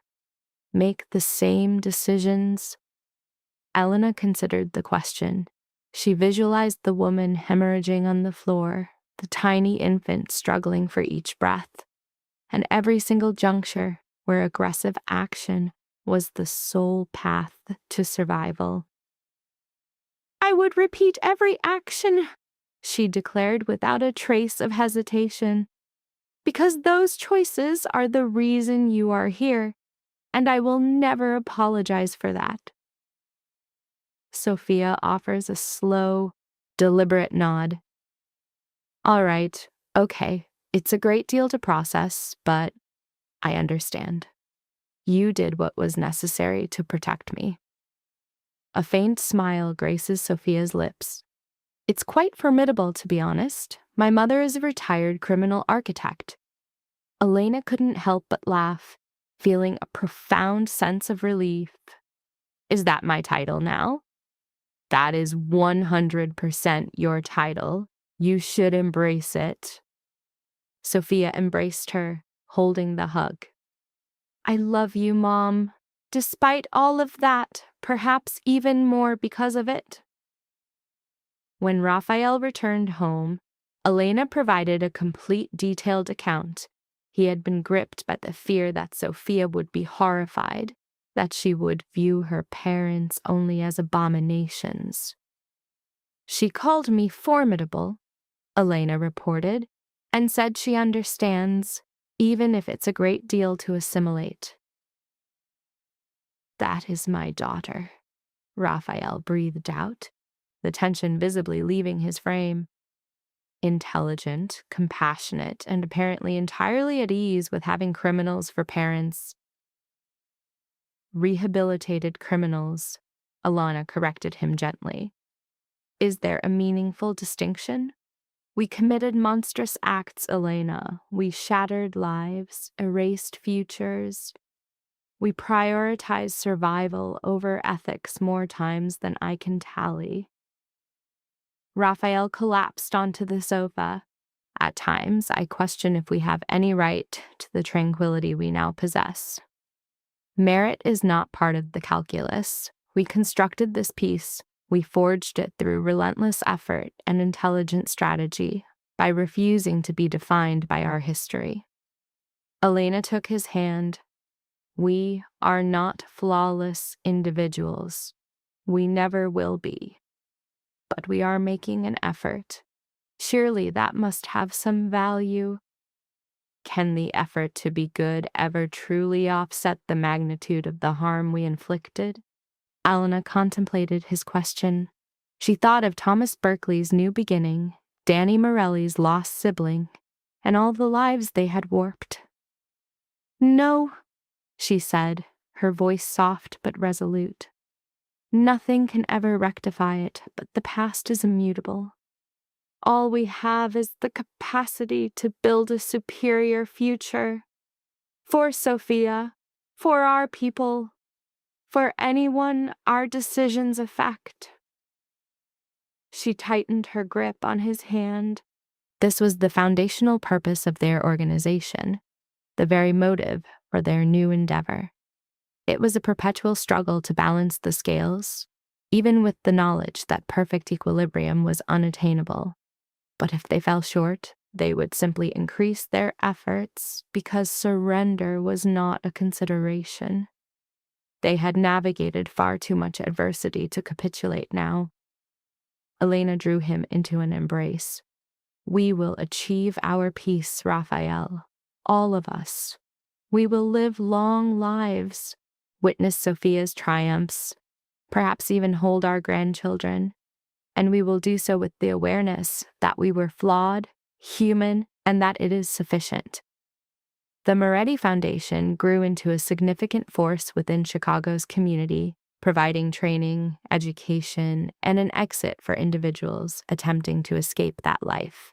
This became Elena's personal crusade, a mission to construct escape routes for those trapped as she had once been, imprisoned, without hope, with violence as their only recourse. Concurrently, Raphael expanded their legitimate enterprises, negotiating deals, and generating opportunities for those who had followed them out of the criminal world. He was exceptionally skilled in this arena. That incisive mind and innate understanding of people proved as effective in a boardroom as it had been in the underworld. What they constructed together was substantial, a legacy for Sophia, and a testament to the power of a desperate will to change. On their 10th anniversary, Elena and Raphael returned to Chicago Memorial, not as fugitives from death, but as the hospital's most significant benefactors. Their contribution funded a completely new wing dedicated to high-risk pregnancies, equipped with technology to safeguard infants like Sophia, who began her existence in a battle for life. A graying but still keen Dr. Webb attended the ceremony. He shook Raphael's hand. "I still recall you bursting into my emergency room that night," he remarked. "You were prepared to incinerate the world if we failed to save her." "And I would have," Raphael conceded without hesitation. "But you saved them both. They saved one another. I was merely an observer on the periphery." Webb glanced toward Elena and Sophia, who stood between them. "You have created something extraordinary. This wing will preserve so many lives." "That is our deepest wish," Elena stated, her voice subdued. "We can never erase the harm we have caused, but we can endeavor to create more than we destroyed. It is the most anyone can do." Webb simply smiled. "My sincerest congratulations." Later, traversing those sterile corridors, with Sophia linking their hands, Elena's thoughts drifted to the specter who had collapsed through these doors 10 years prior, bleeding, terrified, and convinced it was the end. That specter would not recognize this new woman, could not conceive that survival was merely the beginning, that resilience could flourish from wreckage, or that terrible choices could culminate in something remarkable. But it was all real. Elena finally understood. Redemption was not about wiping the ledger clean, but about taking ownership of one's history, learning from the suffering, and building a new life upon the foundations of the old. Elena's legacy was a paradox, a figure of ruthless pragmatism who shielded her family, yet also an architect of new paths for others facing the same fate. This duality was her truth. "Mom?" Sophia's voice broke her reverie. "Why are you crying?" Unaware of her tears, Elena reflected on their improbable survival, on the precipice they had so narrowly avoided. Sophia's reply was one of agency, not chance. "You made it happen."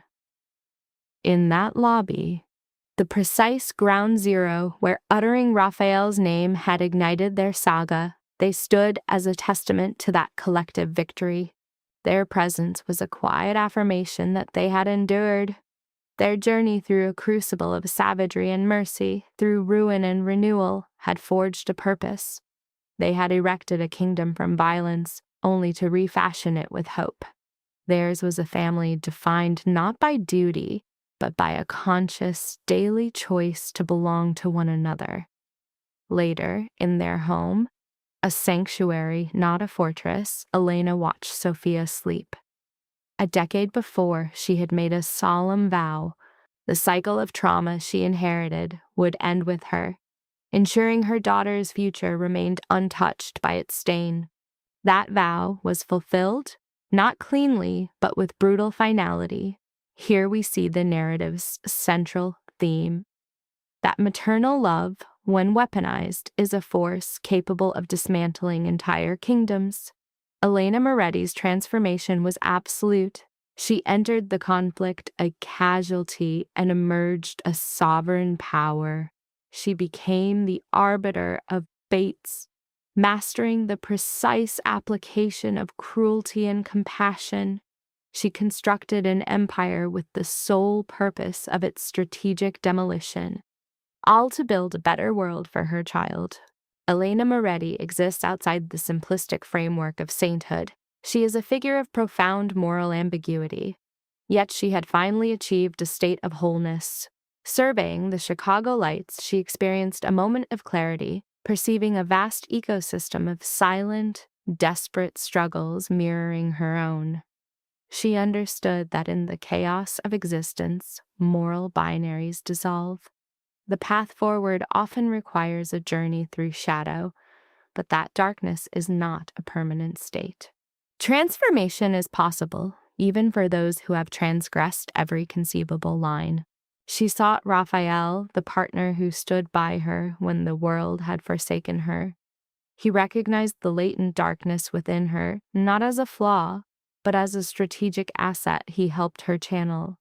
Their symbiotic partnership was a force of both creation and destruction. This is their ongoing mission, a continuous cycle of rebuilding for the next generation. Because love, in this narrative, is not an agent of absolution for the past. Instead, it is the prime motivator to fight, to improve, and to construct a new legacy upon the foundations of past transgressions. And that, the story suggests, is its own profound grace.